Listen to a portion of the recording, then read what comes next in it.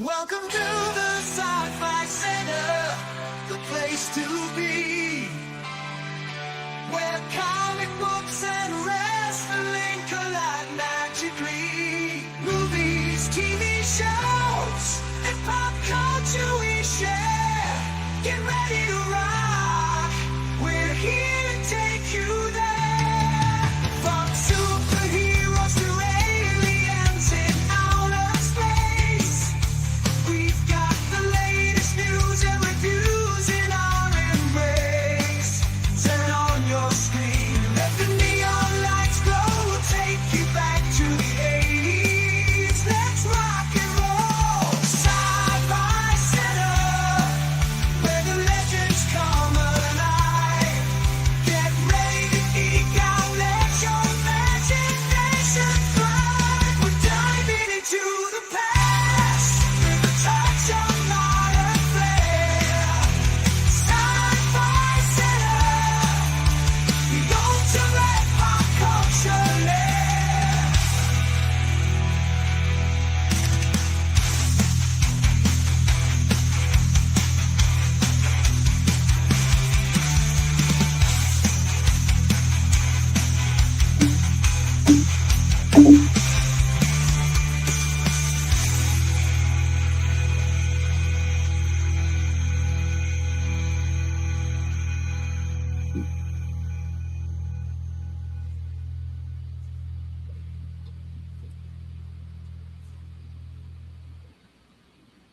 Happy Saturday and welcome to the Saturday Overnight Live show. This is our show. This is our longest show of the week. This is the one where we basically address all the things that been thinking about over the week. And we will have a co-host coming up soon. He is coming straight from Temple, a movie that thankfully he saw because I will not be seeing. Tonight's show is brought to you by Sony Pictures in conjunction with Amazon and MGM Studios, if I can pull this up right here. And that is a film called, oh, come on now, Mercy. There you go. Starring Chris Pratt and Rebecca Ferguson. It'll be in theaters next week. And the synopsis is, in the near future, Detective Chris Pratt stands trial accused of murdering his wife. He has 90 minutes to prove his innocence to an advanced AI judge, Rebecca Ferguson's. He wants champion before it determines his fate. So this is going to be coming out next week.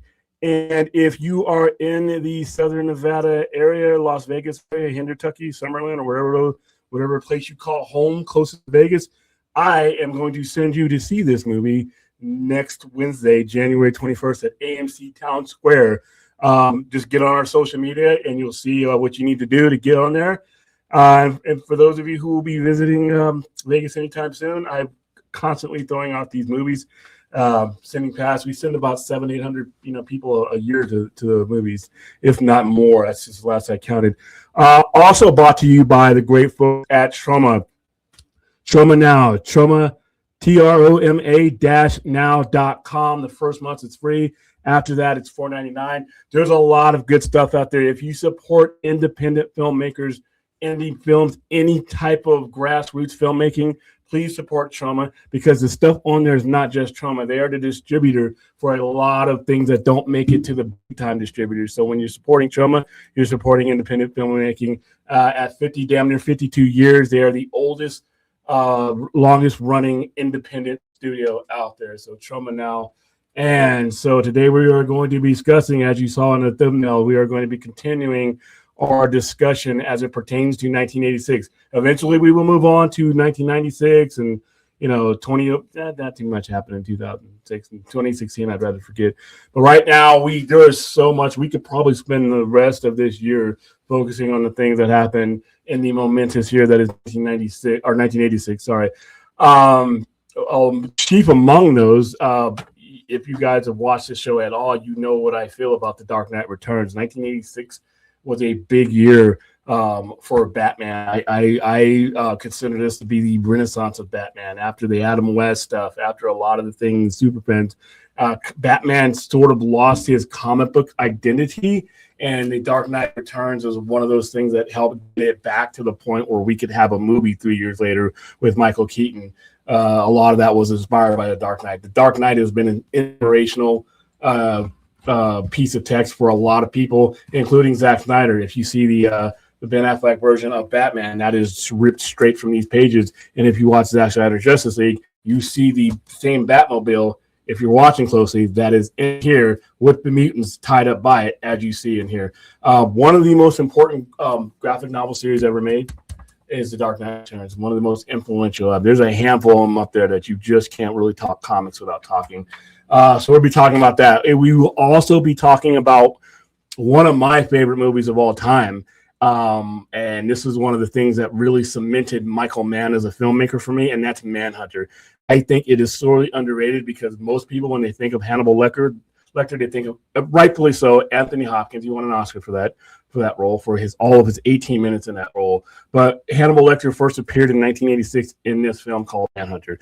Also, if you like CSI, I no one will ever be able to prove to me otherwise that somebody, when they were casting CSI, did not look back to 1986 and see Will Graham playing that FBI agent. Like I said, stunning.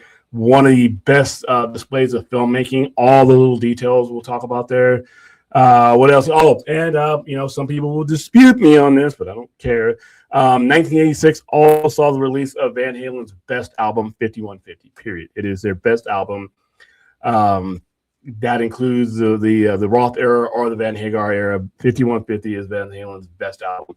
Now, For Unlawful Carnal Knowledge is a close second. There's a lot of hits on that, but 5150, for what it achieved, a lot of people were telling Eddie Van Halen that he should go on without the name Van Halen because they didn't consider it Van Halen without David Lee Roth. Eddie, so said, "Fuck you guys, it's my name." So they continued. They interviewed people. They interviewed lead singers. Patti Smith was one of the ones that they were thinking of, and it was a chance meeting between Sammy Hagar's mechanic. They both had hot rod Ferraris, and they had the same mechanic. And he mentioned that they were looking for a band member. They put them together with a phone call, and the rest is history. I wish it had ended better. Van Hagar's done with the group, but you know what? It still gave us albums like 50/50, For Unlawful Carnal Knowledge. Balance was okay. OU812 is like a razor thin third and all these, but each one of those albums hit the top of the charts. So they were very successful in an era. When Brad gets here, like I said, he's going to go ahead and it looks like Brad goes to the movies and watches movies I just don't have time for. But at least he's going to be here. He's probably running a little bit late because he texted me and told me that it was going to take him a little while. So once he gets here, that's when I'll take my bathroom break and I'll head out, maybe grab something to drink because I'm really busy today. But yeah, had to start the show later because, like I warned earlier this week, Saturday nights, Friday and Saturday nights, we got people wandering in throughout. And since they know I'm here, they come in and get stuff. So had to start the show a little bit late. Watched the Bills game today, Bills and Denver. I have no dog to fight. I'm not a Bills fan, and I'm not a Broncos fan. But I know a rip-off when I see one. And the Bills got ripped off today. The Bills got absolutely scammed today. 2 pass interference calls. It would have been one thing if they would have spent the entire game, because I watched the whole game. It would have been one thing if they would have called those throughout the game. They did not. There was one call that Cook had caught the ball, a receiver for Buffalo, and he rolls over it, and they say it's not a catch. And it is just that compounded it. But, if you are a Bills fan, you got to be pretty pissed off now because your team got ripped off. And then tough break for the Broncos. They immediately find out after the game that their quarterback, Bo Nix, has broken his ankle. He's out for the season, which means they're eliminated next week because without him making some of the plays they made and without, like I said, two seriously blown pass interference calls, the Denver Broncos are eliminated. They really don't, in my opinion, don't deserve to be moving on. And now basically they're going in without their main cog of their offensive engine, and they are done. So they're either going to be playing Houston or they're going to be playing a New England team, and they're not beating either one of those teams. Even in Denver, I think they're going to get both races. But yeah, that was a fun day in football, and I didn't even watch. I watched a little bit of the Niners game, and last I looked, that game was a blowout. Where did that game end up? Hold on. I think the Niners were getting beat like 26-3 or some shit like that. Let's see where we're at here. I can't even get the score right.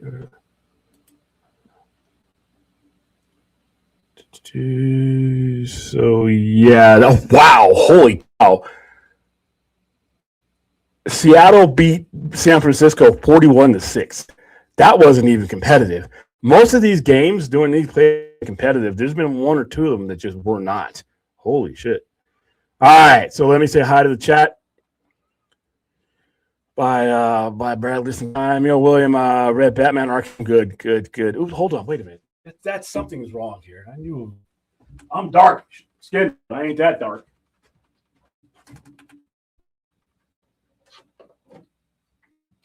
There we go. There we go. A little bit better. Guess I could take the hat off, and well, I like my hat. So, all right. Finally, we had Arc M. Wasn't expecting the Joker's origins to be tied into simply tied into it. Yeah, just another version of his origins. Simply amazing. Probably the darkest absolute story, yet felt bad for Mr. Yeah, he kind of gets screwed. He screwed himself, but I like the Jack the Ripper references to the Joker, that he may be Jack the Ripper. The bait and switch that they did when they the guy who you thought was going to be the Joker ends up being some guy the Joker kills, and that kid is yeah. There was a lot of switches, and then we got Deathstroke at the end, the very last page. He's talking to Deathstroke for the last quarter of the series. So we have an absolute Deathstroke.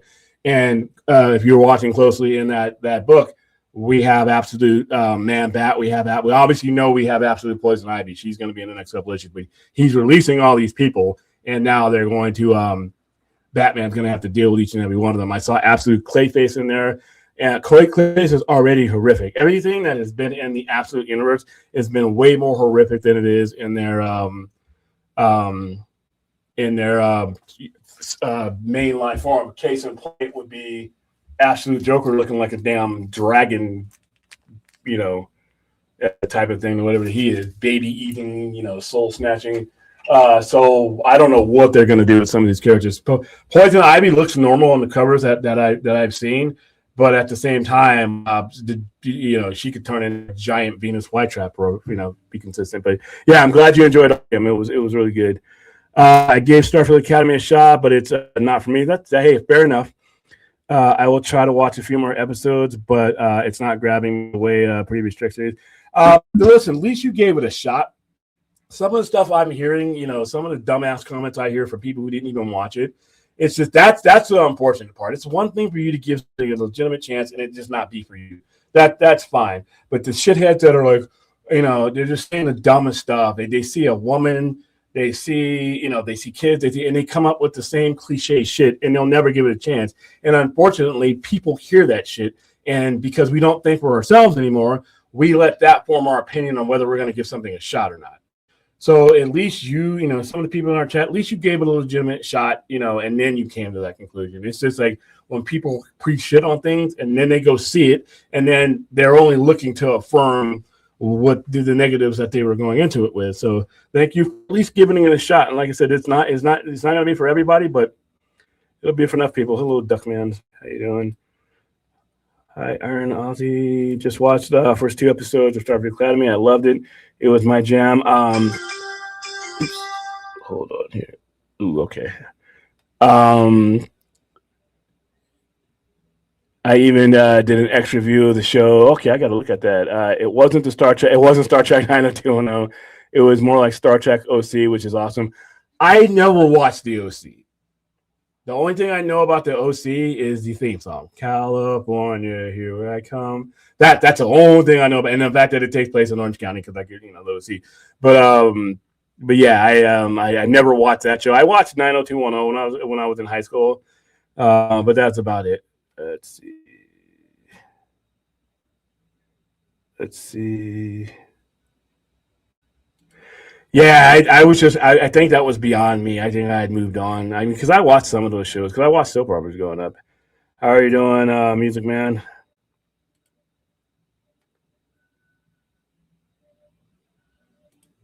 No, Minority Report was different. Minority Report's premise was you were trying to stop crimes that were happening. This is the AI as your judge. You have to prove your case to an AI. Not so. This has nothing to do with like the future. Minority Report is they were using that. I forgot what they called them, but they were the psychics that they had in that poll, and they could see into the future, and they were basically trying to stop crimes from happening. So even if you hadn't committed a crime, if she had seen you, if she had envisioned you and identified you as committing a crime, then that's where Tom Cruise's character was supposed to stop you, and with the preventing the crime. Whereas the crime the crime happens. There's no time variance or anything else. It's just that this AI thing, he has to, he has 90 minutes to prove that he's not guilty. So I think it's a little bit different premise. Henderson, Kentucky, you're in them when you hear banjos playing and somewhere in the distance. I have banjos playing in the distance right now because there's a Mexican restaurant that's doing a some kind of a group party or something like that, and then there's a church right across from me that's doing the same thing. So yeah, I'm not in Kentucky though. I'm right in the center of the city. Broncos made it to the ACC championships. It just cost you basically. Yeah, that they're done. They're done. They basically made it enough to get eliminated. They don't, the game will be in Denver, but they're done. And they really should have been done today. But like I said, watch Sports Center and you tell me whether those are pass interference. And if those are pass interference, then I got a mound of cocaine in front of me, and I have none. So yeah, that and it was bad too because I think what made it worse in that game is they weren't consistent. If they had been calling that the whole game, I would have been like, you know what, got it, that sucks, But like I said, I wasn't a fan of my team. If I were a fan of the Bills, there'd be a hole in the wall somewhere.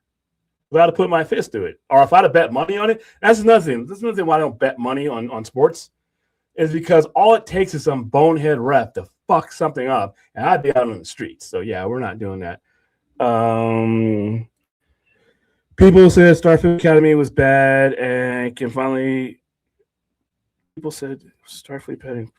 Can we finally agree on that? On what? If you're telling me that Starfleet Academy is bad, I can't agree with you because I don't think it was, and there's no need to agree because it's all subjective. If just like Clone of Entry, I mean, some people are going to watch it and it's not going to be them. That doesn't mean it's bad. Lower Decks isn't bad. It just doesn't connect with me. I don't resonate with it. I don't watch it as much as I watch other checks. Doesn't mean it's awful. It's just not for me.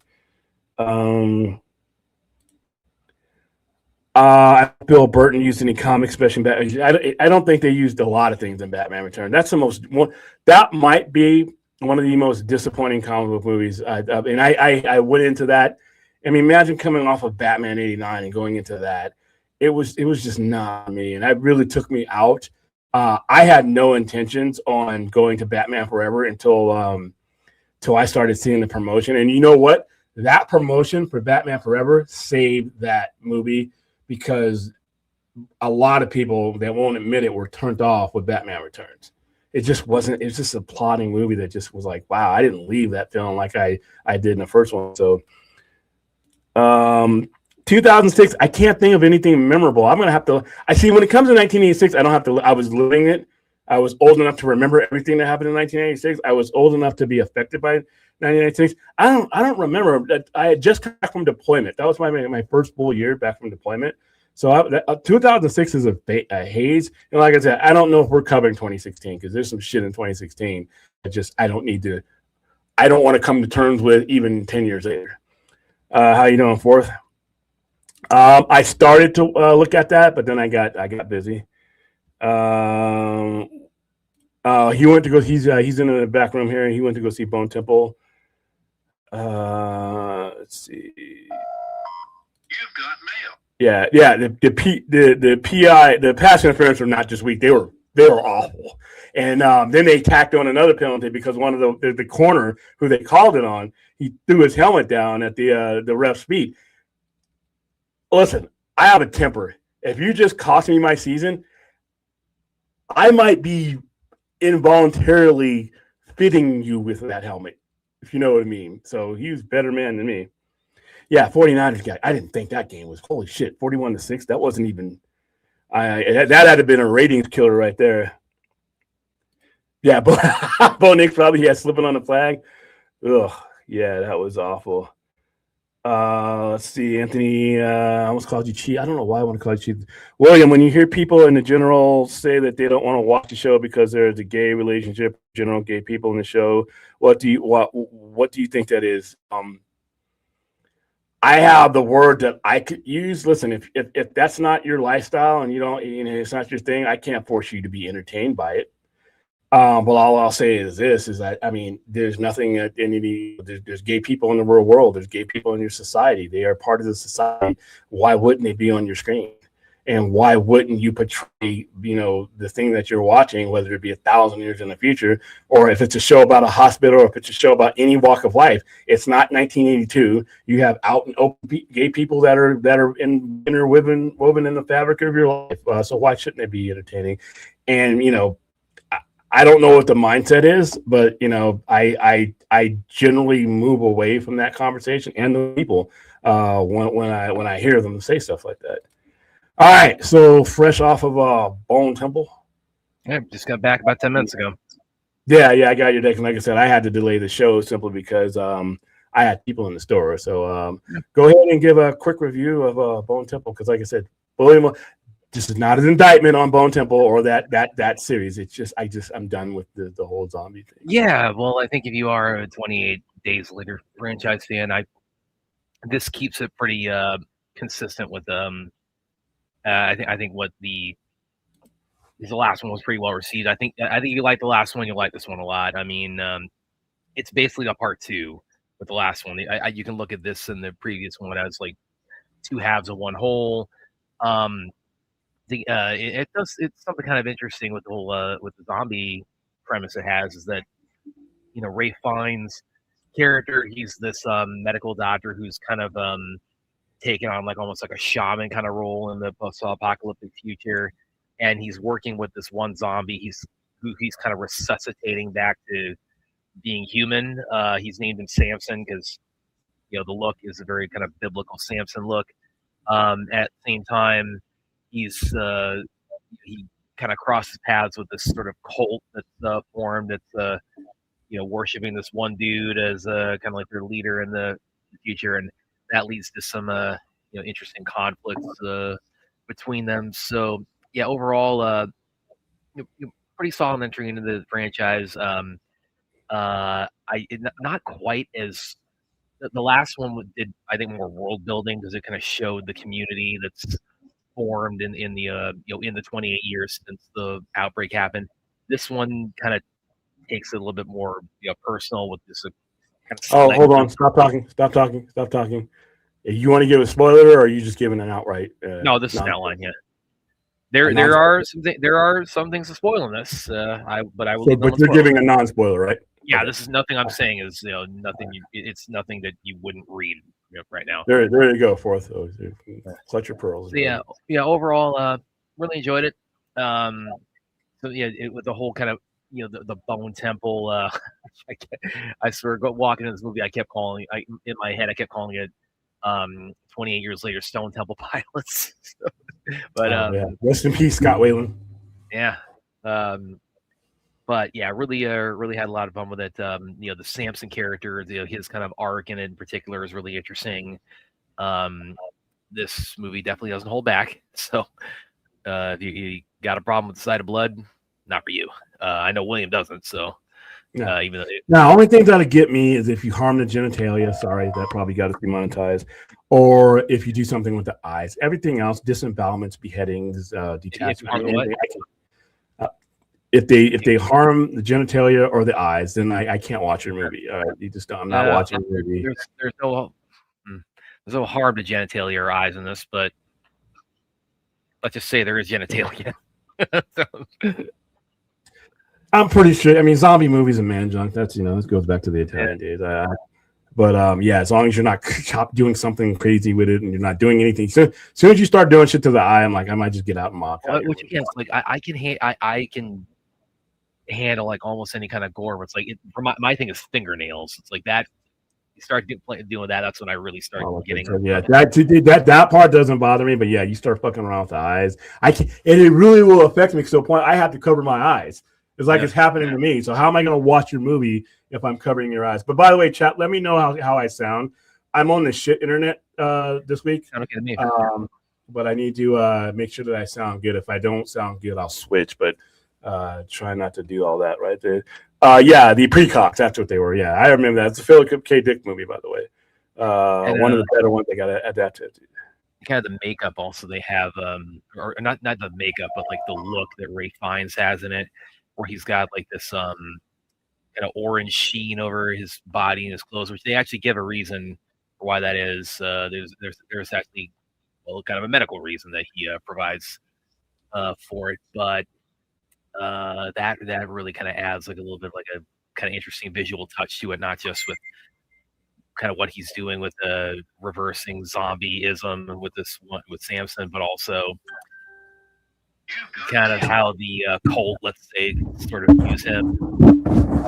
Because there is like a kind of a religious theme to this movie, to the point of even like crucifixion becoming kind of a plot device in it. I'll kind of leave it at that. But yeah, overall, really dug it. So if you're at all a 28 years later fan or a zombie fan, I'd say go give it a look. All right. Well, there you go. The only review from 28 days later or 28 years later, Bone Temple, that you were going to get in this channel. So you hear my Muppet voice loud and clear. That's great.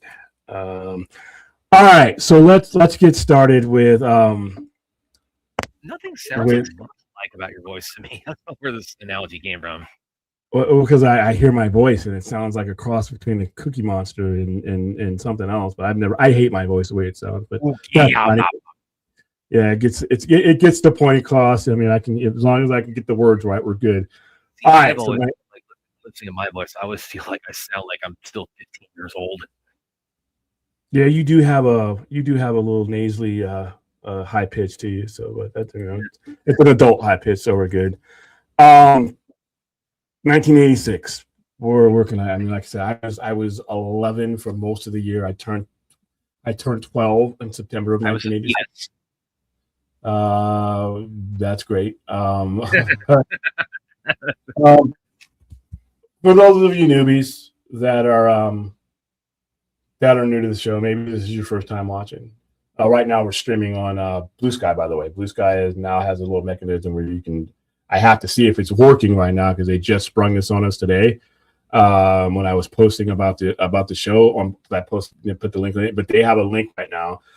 So I don't know if you want to go with Blue Sky and check it out. Apparently, we can stream live from there, which is great. But if you're a first timer, I have there are graphic novels and there are stories that I consider to be the turning points of all of comics. Permissions, is what I call them. The reason I say permissions because before Frank Miller jumped on Daredevil was written a certain way. Hell's Kitchen was portrayed a certain way. And there were limits to what you could do to any superhero. Once, by the time Frank Miller wrapped it, he finished his first run on that book, he would come back. By the time he finished his first run on that book, he had changed the game. He along with Chris Claremont, let everybody know it was okay to tell these type of stories. It was okay to deal with heavy themes. It was okay to have a drug themed a heroin addict porn star as one of your characters. It was okay to to tell stories from a impoverished ghetto point of view that was Hell's Kitchen. It was okay to be sadistic because Daredevil during Frank Miller's run was sadistic. If you don't believe me, look at Daredevil 181 where he basically tries to kill Bullseye, puts him in a body cast, and then visits him in the hospital when he's in full body cast and plays Russian roulette with him just to torture him mentally. Before that, there was no real such thing as an anti-hero. Daredevil was a hero straight up. So by the time that run was over, you were in a different phase of being able to tell stories. Now he would come back in 1986 and he would have the Born Again run, which took it even further. But while he was doing that same year, the most important Batman story, I'm probably up till now, I'm gonna include over the Absolute right now, because we're only 18 months, 16 months in the Absolute, but I think Absolute will consistently be something that is referred to from years down the line. But right now, you've seen this, even though you haven't seen this. If you've seen Ben Affleck's Batman, you've seen this. If you've seen a lot of these stories, even Nolan's Batman, which is not, that trilogy is not for me. But when you see the tone and tenor of the Dark Knight trilogy, Nolan's trilogy, that was influenced because before 1986, when they were talking about making a Batman movie, they were talking about making something more Adam West and Bruce Ward type of thing. And it to the point where Adam West thought he might have had a chance to play that Batman, because remember, and he wasn't that old then. He was like mid-50s, I think, at that point. Or like no, I'd say 40s. I'd say he was still in his 40s. Well, how old? He died at 70. Oh no, he died. I was supposed to meet him at the Comic-Con that I met Stan Lee at. He was supposed to be there. And he passed away? Yeah, he passed away 3 weeks before. The table that I stood on with both Catwomen, both living Catwomen at the time, he was supposed to be. Burt Ward was there. I met Robin. The two Catwomen were there, and then Ray Park was on the other table. And I remember all this because I had to guard their tables because they had this convention didn't have any separation. So, so he was born in 1928. Yeah, so that would have made him about 60 at the time that Batman 89. Wow, my math. But he wanted to play. He thought he had a chance, and there were a lot of people that were advocating for that. And I'm like, as a comic book reader, I'm like, no, what are we doing here? Well, and like Michael Uslan, of course, is the producer on Batman 89. 61. Yeah, he's kind of the driving force of being back, not only getting like the modern incarnation of Batman on the big screen, but also taking it back to like the darker tone, like the Dark Knight Returns tone. And he really had to fight an uphill battle for like almost a decade, just to get Warner Brothers to say, okay, we'll. And they for the time. Yeah, like even for the time, like the budget on Batman 89 was like $35 million, which they were still kind of hedging their bet with that, and it was one of the biggest movies of the year. Big money. That was big money back for a comic book movie when we didn't have them, and a lot of his battle was assisted with this because up until 1986, because the Batman 1989 didn't start going into development until early to mid 1987, but the Dark Knight Returns showed everybody that was looking that. Because this was epic. You could tell this type of story that you could go back to the roots. You could go back to the gritty version of what Batman. A lot of people saw Batman before the 50s came along, and no one wanted that kind of violence. No one wanted that kind of situation. They wanted to make comics more kid friendly for the people of that era. You got to realize that people who were buying comics in the late 30s and 40s, they transitioned into a generation after the war, after all the violence, and the parents are like, hey, you know what, we want something different.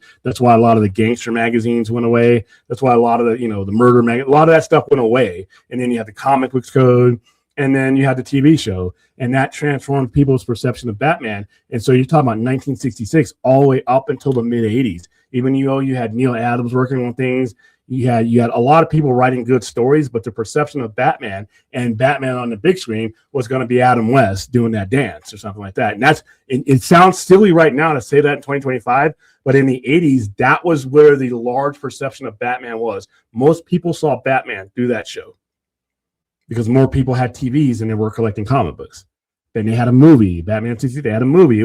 That was the globally recognized Batman. So everybody who was working on Batman had to basically try to break through that perception. Frank Miller did it. Frank Miller did it. This made the news back when I was a kid. This was on the news. This was on. They had this on CNN. They had this on the Today Show. I don't think he did any interviews, but this made the local news. This was, Batman doing, because some of the stuff that he does here. The way what he did here was he didn't just do it for Batman. He did it for Marvel. He did it for DC. There was a lot of characters that traditionally were untouchable as far as making their tone what it was. He basically said, we're going from Adam West to this. Well, and I mean, like, to that point, I mean, what he does with Superman too and Dark Knight Returns, I mean, that's just as pertinent to that. I mean, like the role Superman plays in Dark Knight Returns. Yeah, and this was a Cold War comic. This was a Cold War comic. It's got Russians in it. It's got nuclear weapons in it. It's got Superman, who was a symbol of America during the Cold War. It's got Reagan. Reagan's in it. Literally, Reagan is in it. This was a product of its time. If you want to feel the 80s, The Dark Knight Returns, the art style. Klaus Janson, I got to meet Klaus Janson a couple Comic Cons ago and talk to him. Klaus Janson is one of the most underrated people, in comic books right now, because he's primarily an inker, but he is a good artist. He did Punisher. He was the primary when Punisher went from Mike Zeck to the ongoing series. I didn't even know Klaus Janson could draw like that, but I guess all inkers. I was a kid. All inkers can. His artwork on his inking job on this really highlights Frank Miller's artwork. Frank Miller's artwork is that rough squared style that I enjoy, and it is another artist, that had right above your head there. You can see, like, with the example of that right above your head with the Batman. Which one? No, you got to go back from full screen. Yeah, you come out. Yeah, Batman. Oh, yeah, that's the one I use. That is the Dark Knight #2. By the way, Absolute Batman took that cover and paid homage to it. I mean, it has some of the most memorable panels in comics. This one, I mean, they've legit made statues of this one right here. The first time him and Carrie Kelly. New Robin too. Yeah, you got a new Robin, and this was the first time this came out, and this was the first time that you saw the Robin suit hanging in that display case after that Robin had died. Because it's the pre-Tim Drake. Correct. And this would predate 1988. 1988 is where they killed Robin, or killed Jason Todd. So this was supposed to be an alternate future, still sort of is. But Death in the Family came out in the end of 1988, and I called that 900 number to kill that fucker. But they had already done it here. There was just so much revolutionary in this. Every page in The Dark Knight Returns is an event. Every page is to me in The Dark Knight Returns is iconic. It revisits just about everything that you think is Batman. That one, this is probably one of the most famous covers in comics right there. I actually have this at the house, but I'm not bringing it By the way, here. Also, if that bat suit looks familiar, well, I mean, we'd see. Yeah, we bought that up. We bought that up at the beginning. So there, that cover, this is an issue where he fights Superman. Fighting Superman too, we'd also see that brought to life. It was 30 years later. Yeah, this was and here's your Cold War. There's the Russians launching nuclear weapons. It's just everything in here when you look at it. Superman getting absorbing all the bat, the cow with the nubs. All this found its way into a movie about 30 years later, and then the tank. Yeah, before I brought you on, it was I mentioned that the suit, the armored suit first appears in there. The Batmobile, and then the tank made it into Zack Snyder's Justice League a little bit later. So and of course Zach has talked very openly about his affinity for Frank Miller and The Dark Knight Returns, and of course it's quite evident that Batman v Superman takes pretty liberally from The Dark Knight Returns. It kind of flips the dynamic a little bit though, where it's like now Batman is the aggressor in that conflict, but still very very very heavily influenced by Frank Miller and Dark Knight Returns.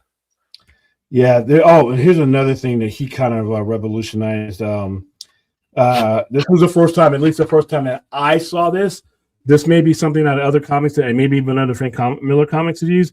When we had news stories, or when somebody would be portraying something on the news using the TV frames to go from frame to another, so you knew you were talking, you knew you were watching news, and then it shifts back to the other panels. Like I said, you can flip through The Dark Knight Returns, and there's going to be something in there that is legendary. And this is Carrie Kelly for the first time putting on the costume, and she's putting on that costume that was in that case. Yeah. By the way, everybody to what William was saying a minute ago about the newscasters and kind of that satirical aspect of Dark Knight Returns. It is interesting. This comes out in '86, and a year later we see RoboCop with pretty similar social satire and use of news segments. So I'd suggest kind of comparing those two and kind of put them side by side, because it's pretty evident there was some influence there. Yes, I love that. This is one of the lighter daytime ones. This is one of the few. I love that, like crossing the Delaware post. Like Clark has there. This is one of the few panels in here that are taking place with that much color and that much light, because it almost entirely takes place at nighttime. Yeah, which is, I think that's the only page. I'm trying to find some in here. I was gonna pull them up on the screen and roll them up here, but I once again, that the one of the gripes I have, not gripe, but one of the disadvantages when I have about the Saturday show is my mind is like two ferrets kind of constantly chasing each other in a circle. So some of the stuff that I think about that I want in the show, I think about on the fly, instead of when I think back and open my mind to it. Like yesterday, I started planning the show. I've been planning the show for a week. But I didn't choose the comic book until this afternoon, because I was going to do the Mutant Massacre, because that's another one we're going to be touching. But I didn't have I like, if whenever possible, I like to have the issues in front of me when I can. And I didn't currently have the Mutant Massacre trade paperback or the issues. So I wrote about that. If you're talking about like a comic book story that I think, would you agree with this? If you were to say like, pick like if you were to pick like the most like standout or iconic comic book story of like any given year, '86, I think most people would say it's Dark Knight Returns. Yeah, and that was a year that saw the second half of Watchmen. You had Crisis of Infinite Earth, which I think was a mistake, but it's still historically. You had the beginning of the Superman miniseries, Man of Steel, came out. The end of so and '86 had a lot of it was a big year for like iconic comic book stories. Yeah, and then Aaron says I love that. Yeah, we did a watch party of Dark Knight Returns, the animated movie that Jay Oliva did a while back, which that's probably, I would say that's in like my top 5 of like DC animated movies is the Dark Knight Returns adaptation. That was really, really well done. That was great. The adaptation was good. And there's the suit that we all recognize now, for those of you. And that's him beating up Superman. You have a one-armed Green Arrow shooting an arrow. Matter of fact, there is. I remember reading this the first time and like seeing that he had one arm, and it's not stated outright, but it's like all but confirmed that he lost his arm to a prior conflict with Superman. And I remember like first going through and thinking like, oh, like when the time comes, like is he gonna fire his arrow with his mouth? It's like, oh my god, he is. He's gonna use his teeth. Yeah, and hit with it. Yeah. But yeah, there's a lot. Like I said, every panel in the Dark Knight, and I love the way Frank Miller, he still does this to this day. He's one of the guys who actually really does that. He'll pick one aspect of it and he'll color that, and that's it. Superman's cape, not his S, not his smile, not anything. his cape. He just picks it. He just picks an aspect of it, and then he just keys on that. And that entire sequence when he's shooting down these missiles is him doing that. Some of my favorite images, as far as Batman is concerned, actually are the ones of him on horseback, because that was a real because that also really kind of caught everybody's attention, was like Batman on a horseback lead the mutants into battle in Gotham that night. Because of course, big thing that happens is when Batman comes back into action, he the gang that's called the mutants, they're causing trouble in Gotham. He beats the hell out of their leader, and then they kind of look to him and say, well, we're going to follow this guy now. So Batman becomes the new leader of the mutants, and it's one of my favorite aspects of Dark Knight Returns. Yeah, he beats the hell out of that guy. I just had my hand on that page too, and here it is. This is another thing that Frank Miller does better than anybody. The full page panel, just for that, just for him rising up on the horse. That's a full page panel. Dark Knight Returns, one of the most influential. And by the way, and then when we got to the animated movie, that was one of my also favorite choices that they made, was having Peter Weller. He was just spot on voice casting for the older, grizzled, just world weary Batman of Dark Knight Returns. I thought that was so spot on when they got him into. I put that right up there with his performance as RoboCop, his performance as Batman in Dark Knight Returns. Then of course we get to the adaptation of sorts of Dark Knight Returns that is Batman v Superman. That's where you get Ben Affleck, and then he now the way they present him in that, he's not quite as old as he is. He's probably about 10 years younger, but he's still a Batman who's been around for 20 years, and he's been through a lot. And again, well, they never specify, because Ben Affleck is, he was about early 40s at the time. But again, those for guys who just really captured, the kind of the grizzled, just battle-hardened Batman of Dark Knight Returns. It's Peter Weller, Ben Affleck. They were just flawless casting for that. This is actually this is the Absolute Batman #2. It's one of my favorite covers. And again, looks kind of familiar there. Yeah, he did it exactly. And whenever a comic book artist does this, what they'll do is they'll sign their name to it. But if you look closely, you guys can see it there. There you go. Yeah, you can see it. If it'll stop moving. It's the artist, and then under it, After Miller. So that's how influential. And they did this for #2 because it was the Dark Knight #2 where this cover came out, the Dark Knight Triumphant cover. So there you go, guys. 1986 bought you one of these most important comic book stories, one of the most influential. That still resonates to this day. The Dark Knight Returns. Now, one thing I kind of was curious to kind of hear your thoughts on that is because of course Dark Knight Returns was iconic to the point of it's almost for a lot of people they might call it the definitive Batman comic book story. But of course Frank Miller, he did a couple of follow-ups. He did Dark Knight Strikes Again and Dark Knight 3 Master Race, and then Dark Knight Returns Golden Child, none of which unfortunately managed to really equal the impact of their predecessors. So I'm kind of curious, do you have they were all good. They were all great. They were all great. But they didn't have the earth-shattering kind of impact of Dark Knight Returns. You can only invent the atomic bomb once. That's true. You can only invent the light bulb once.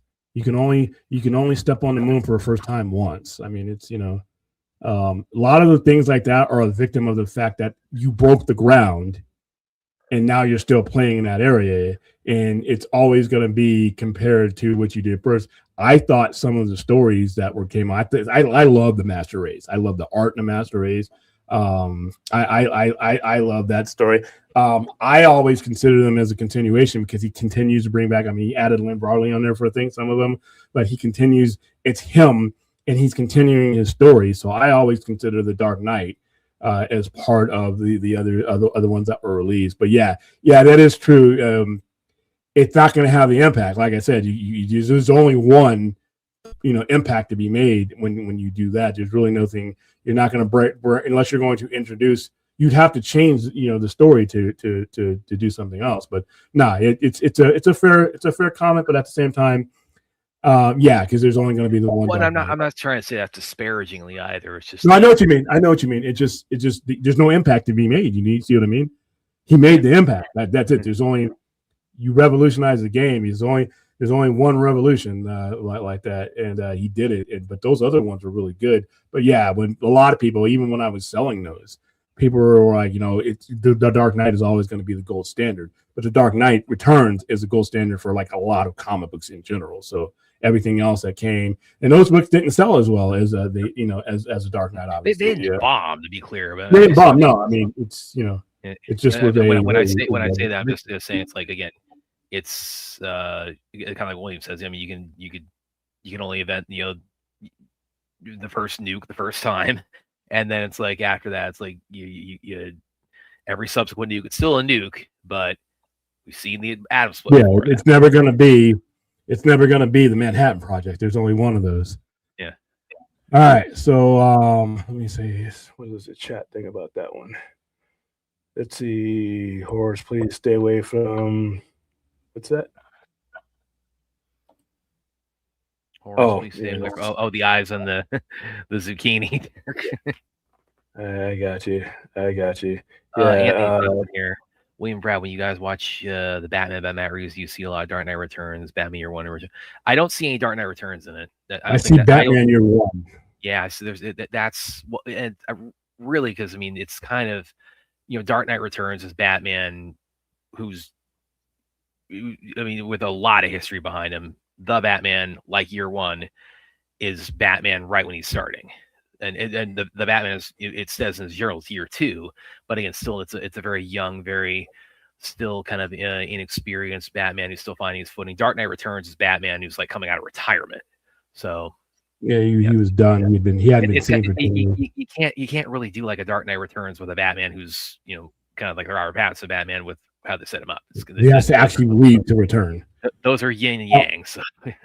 But I will say that the Batman is another movie that would not exist had the tone not been set in the mid '80s and then with the first movie.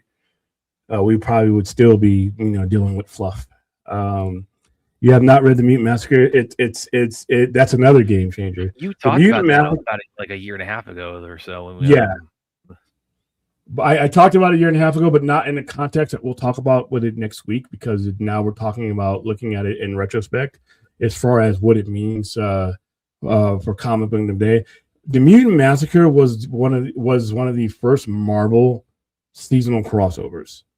In fact, they had Secret Wars, they had all these other things, they had limited series, but this was one of the ones that you took a classification of books, which is the mutant books. At that time, it was X-Men, X-Factor, and New Mutants. Those were your three books. You only had the three.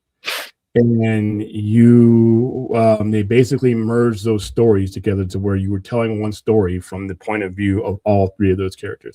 That was the first time that they would do that. They would keep that format with the Mutant Massacre on to the very next one in 1987, which was Follow the Mutants, which is an epic one. In 1988, it was Inferno. Then you had Extinction Agenda. And a lot of that led to things like Age of Apocalypse. In fact, Age of Apocalypse was a culmination of the X crossover, because that's what, but by that time, you had more books involved. You had Excalibur involved. You had Wolverine involved. You had another X-Men book involved, because at the time of Mutant Massacre, it was only Uncanny X-Men. X-Men, the normal X-Men book wouldn't come about till Jim Lee and Chris Claremont started it in 1991. But by the time Age of Apocalypse came out, you had Excalibur. You had a lot more to tell, and it was one of the few things in the 90s that actually did well. But yeah, that's the Mutant Massacre had a huge effect that carries over to the day. And even with the Hickman stuff that they did, where they combined all the books to tell one story, that originated. That's the soul of that is Mutant Massacre. So we'll talk about that next week. But yeah, this week it was the Dark Knight Returns. So okie dokie. So I think I read your last two comments. So there you go. Not is what? What are you guys talking about? That's an X-Men story that that William's we're gonna go. You're going to next week. Yeah, I have never, nor do I ever plan on playing Arkham any of the Arkham games. I'm not a gamer. I don't play them. Sometimes I watch the movies that the things that are part of the games, like Last of Us, all that. I watched the actual movie thing. I thought that was cool, but I am an obsessive person. Yeah, once I start these games, I will fail at everything else because I will just be obsessed with winning those games. So I don't play the games, but I would have to assume that they would have an effect of the effect of everything else. I don't hate Damian Wayne, Anthony. He's the only Robin I find tolerable. I hate all the other. I hate the concept of Robin. I think it's stupid. But Damian Wayne's different because Damian Wayne is not a liability.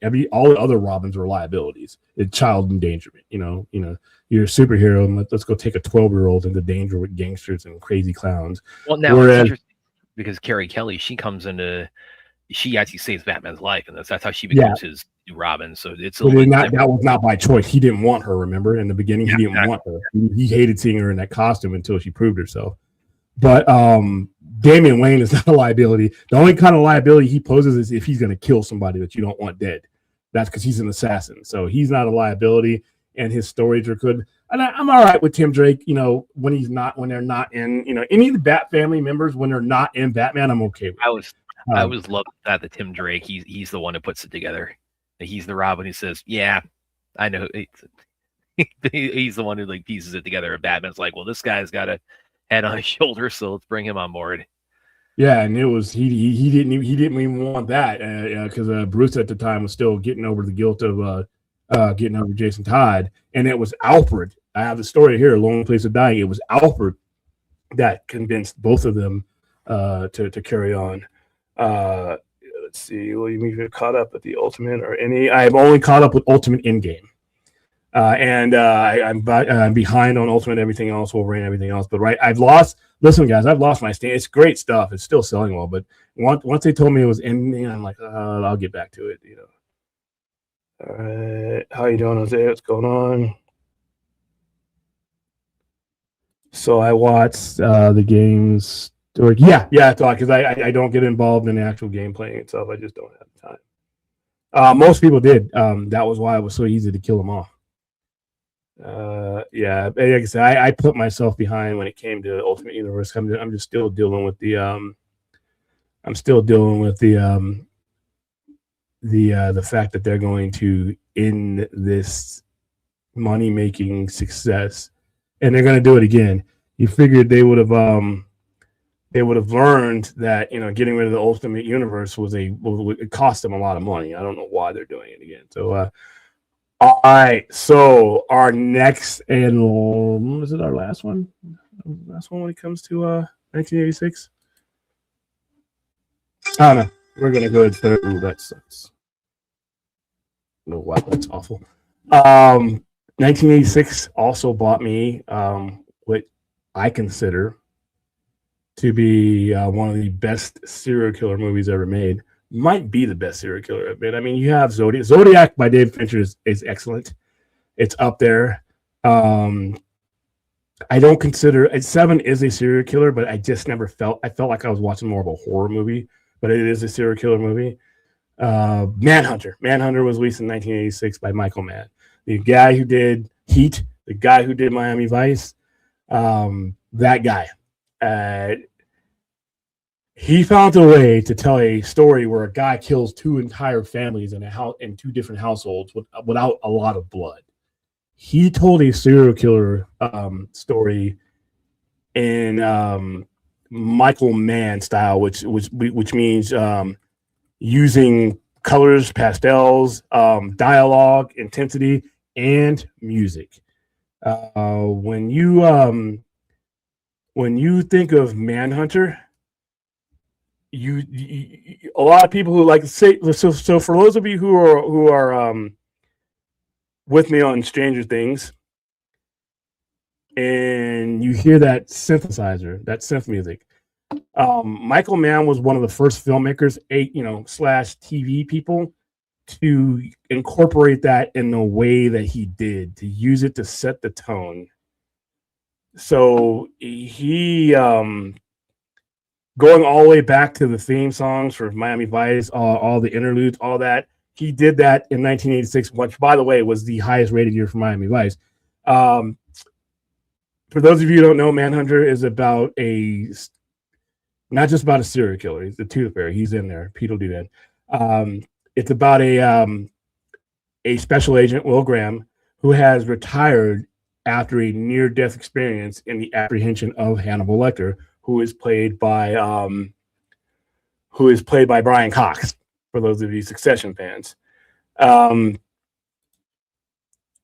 the entirety of the movie.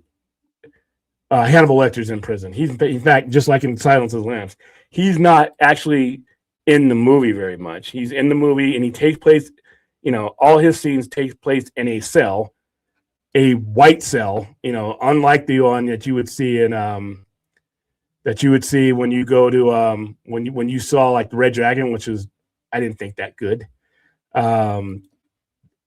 He's in a grimy stone cell with the glass windows. Looks like he's a hamster.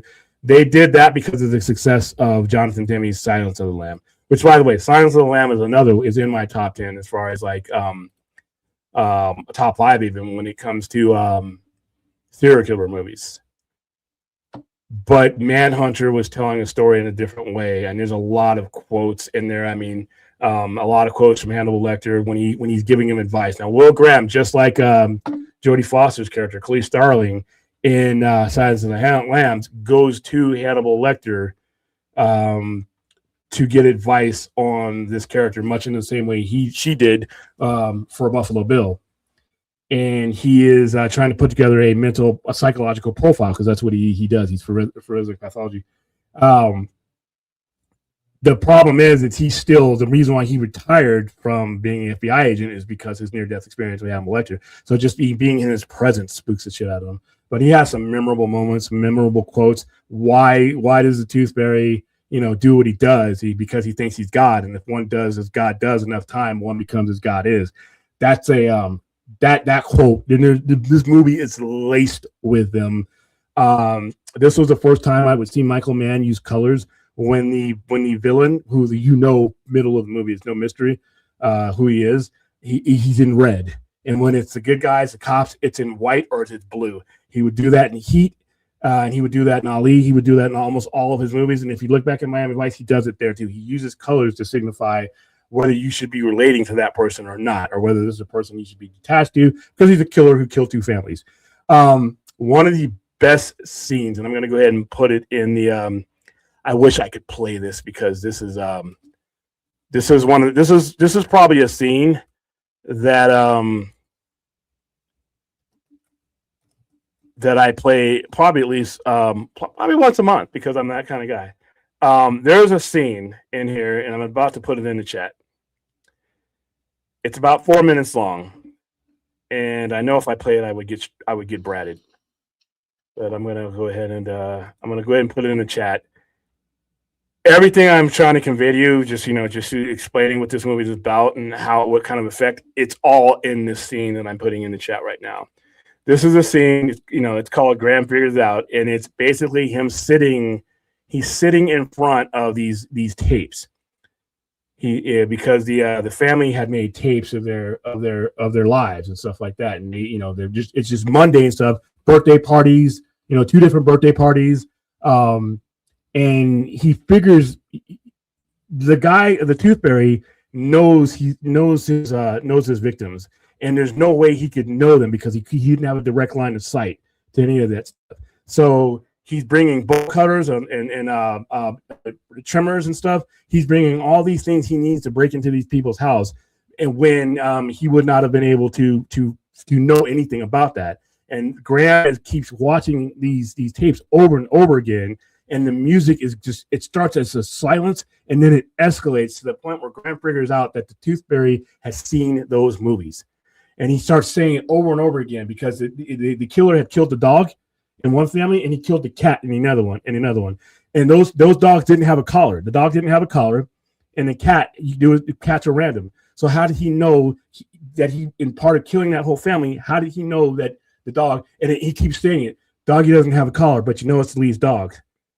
And a Kobe cat, and why did you needed to bring a bolt cutter because the lock had been in place. You need everything else about these families, because everything with you, and he had figured out that his seeing was his stimulation, because everything that you is seeing the woman, seeing the blue woman, and he figures it out. And the way this scene is shot is epic. And he's like, "You've seen these films," and that's the scene I just put into the chat. That's what makes this one of my favorite serial killer movies. Period. It might be up there number one. But yeah. The only other movie that I feel that comes close to this one is Zodiac. There's a lot of bullshit in Zodiac, but it was based on Gray Smith's novel. But it's still, even without the historical connotations that Zodiac is, as far as being a real serial killer that was never caught, it's just a great serial killer movie. Period. But Manhunter, if you have not seen it, please go see it. If you like retro 80s stuff that a lot of people are trying to bring back, I always say let the 80s die, let go of the 80s. This is something that you should hold on to. If you like serial killer movies and you've only seen contemporary stuff, if you need to see this. If you like anything else that Michael Mann has done, if you like Ali, if you like Miami Vice, if you like Heat, hell, if you like Heat and you haven't seen this yet, oof, you're in for a treat. Go see Manhunter, 1986. It's an iconic movie. It's a lesson in storytelling. So that is my movie from 1986 for 1986 as Manhunter. And I see I got a super chat in there.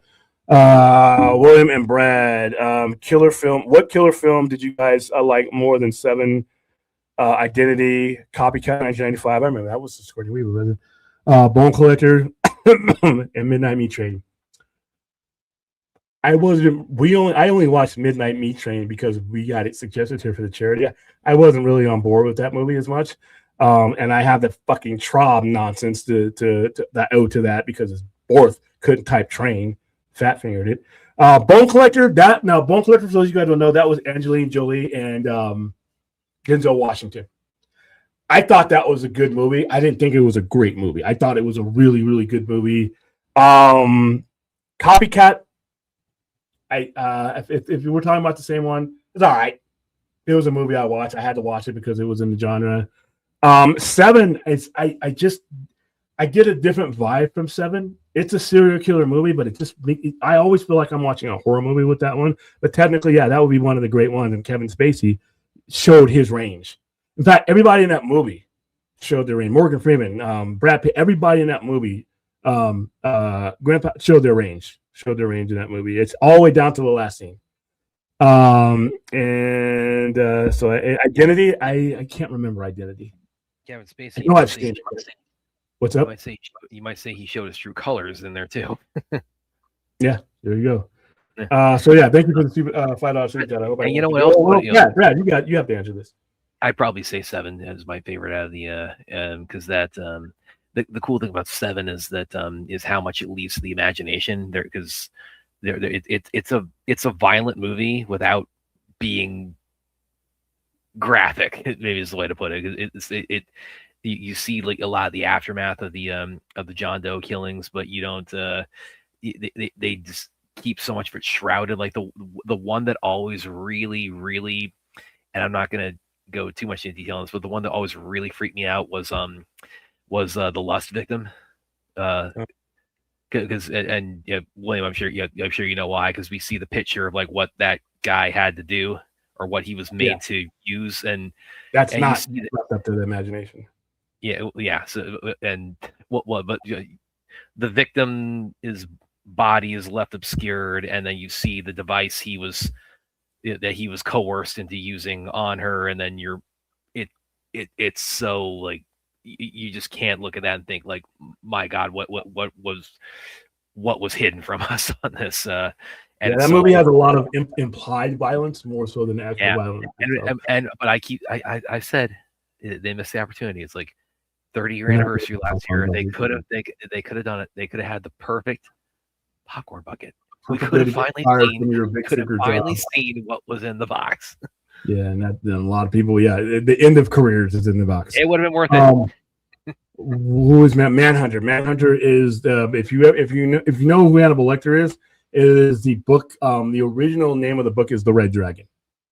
And when they remade Manhunter, they named it the Red Dragon. That was the original Thomas Harris novel that it was based on. I didn't like Red Dragon, simply because there was something in the 1980s about what Michael Mann was doing that did not transfer over, even though that movie was actually they made that movie like back in 2001, 2002 or something like that. I forgot when they made it. It was Edward Norton was playing Will Graham. Edward Norton was not Will Graham. Even though Anthony Hopkins is iconic for Hannibal Lecter, he is not the Hannibal Lecter that Brian Cox played. It was a different Hannibal Lecter because it was a different atmosphere. So Manhunter is what I don't know when I remember when they changed the name because people thought it was going to be a martial arts movie. When they heard the Red Dragon, they thought it would the people who I think it was New Line or whoever was making that movie was afraid that people would think it was a martial arts movie instead of a serial killer movie. So they changed it to Manhunter, which is basically what he's doing.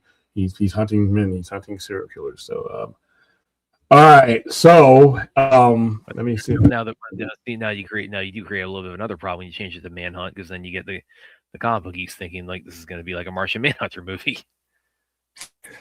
You would have to actually have Martian Manhunter in it in order for people to get confused, I think. Let's see, good old days. How about them 49ers? Bang, bang. 49ers getting in. Oh, well, yeah, apparently not. Yeah, 4 says 7.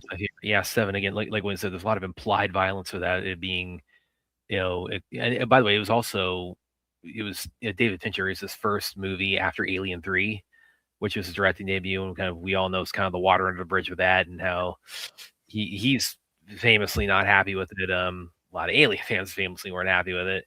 And 7 like really was what kind of launched his directing career. It was a much needed the second chance for him to like really establish his voice, which he didn't really. Second chance for the audience after being put through there's so many like with every victim. It's like they give you like just enough imagery or just enough detail to kind of for your mind is like just run wild with like what was done to, like, I mean they find like the gluttony guy, just lying there with his face in a bowl of spaghetti, and then the details we get, like there's just bags full of groceries, and this could have gone on for 12 hours, they say, and he hemorrhaged until his stomach burst. It just, again, none of it you see, but again, the details you're given, just your brain just feels. Yeah, and I think the biggest thing about 7 is the not just the implications and the implied violence, it's the discussion. A lot of their police. Yeah, you're gonna let a little there, man. Oops, hold on. Yeah. Let me fix it. Now, how about now? Yeah, you're good. Okay. Yeah, a lot of the discussion, like at the autopsies. One of the coolest things when you're looking at serial killer movies is the autopsy. Is how, because it tells you a lot about the killer. Because a lot of movies don't reveal the killer until later on in the game. Now, whereas in Manhunter they reveal it's Francis Dollarhide. Like, I think even for the movies, even in its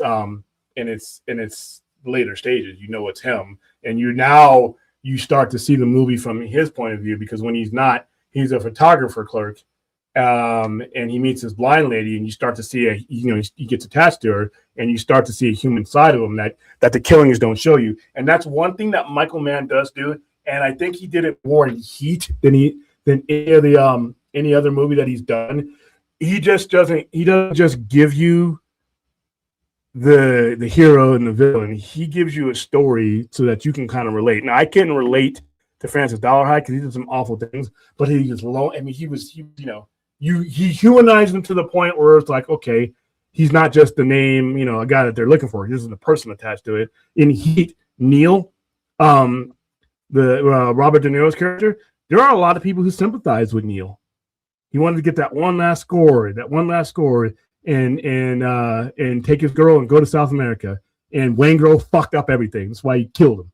Manhunter. I know. I think I've seen. I don't remember it. So that probably means I walked out on it, or it was part of something I saw later on. I don't remember it, so I'm going to go ahead and say no then. Favorite quote from Seven here: "Detective, he dies shocked right now if you." Oh, sorry, I was on you. His quote, the favorite quote from Seven. Detective, he dies shocked right now if you were to shine a flashlight in his eyes. He's experienced as much pain and suffering as anyone I've encountered, give or take, and he still has hell to look forward to. Good night. That's kind of the autopsy with the was Morgan Freeman saying that? Is that Morgan Freeman's role? That was Morgan Freeman. He's asking the doctor, is there any possibility that he'll live? And that was the sloth victim in Seven. Oh, that's right. And by the way, that's about as graphic as Seven gets, is when they find that body under the covers and like the year of immobility and what that's done to him. That's about as far as they take it, is as graphic, and it's pretty. I mean, the way that guy is kind of desiccated over the course of being strapped to a bed for a year, that really that really stays with you. Aaron, let's see. 7 popcorn buckets doable. Yeah, exactly. Yeah, I'm telling you, sis, she gets it.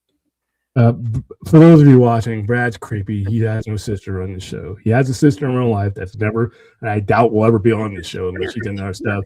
Aaron is not his sister. It's creepy.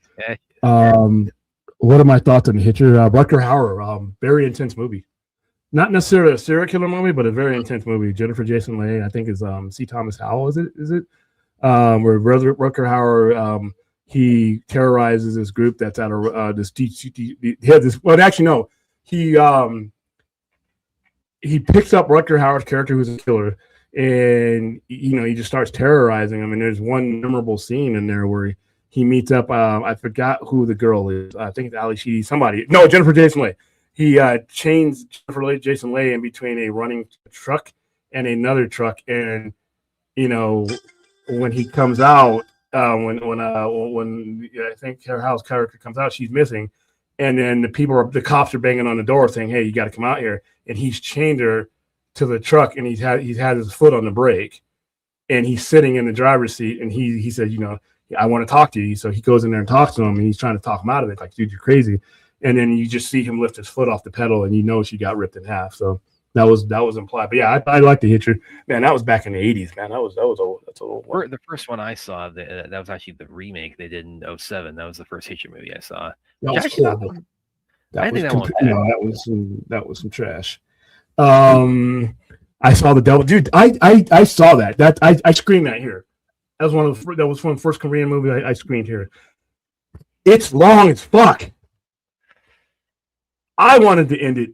I mean, it's a good movie, but man, I did it on a screening here at the center back when I was just showing, anything I could find, K-horror or K-serial killer.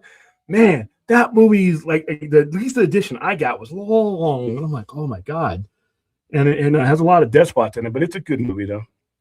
Hey, long time no see, Larry. How you doing, man? Let's see.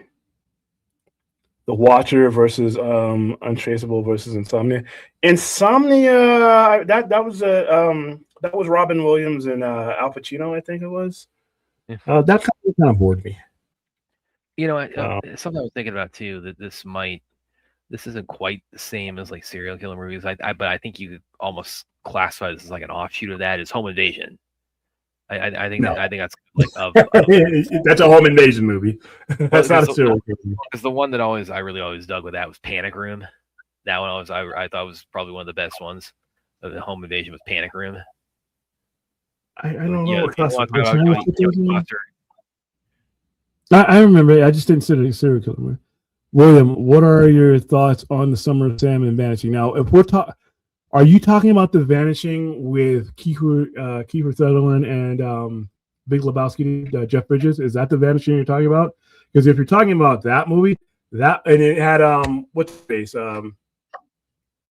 Blindside lady, Sandra Bullock, for a little bit, because he snatched. It's the first thing that comes to mind.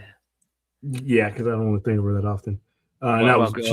She shouldn't have won an Academy Award for that movie. She should have won for what was the movie she did? The movie she did where she was in space with George Clooney. I can't remember. Gravity. I love that. That movie did win Academy Awards. It just didn't win. In fact, I think it won for Best Director. I think it won for. I think Gravity won for a couple of them. It had to have won for visual effects. I think Gravity won for. Hold on, let me see.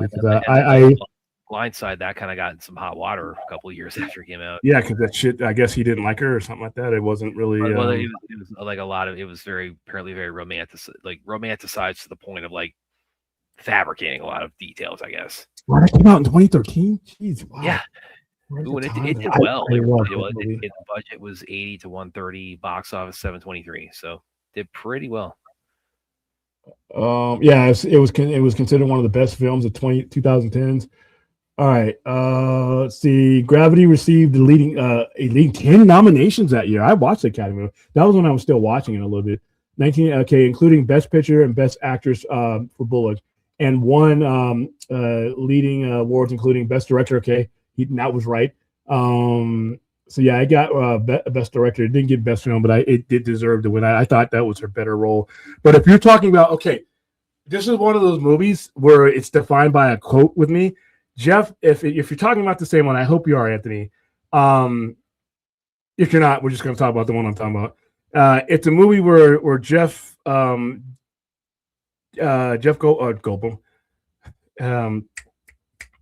Jeff Bridges' character he kidnaps Sandra Bullock. Starts out the movie.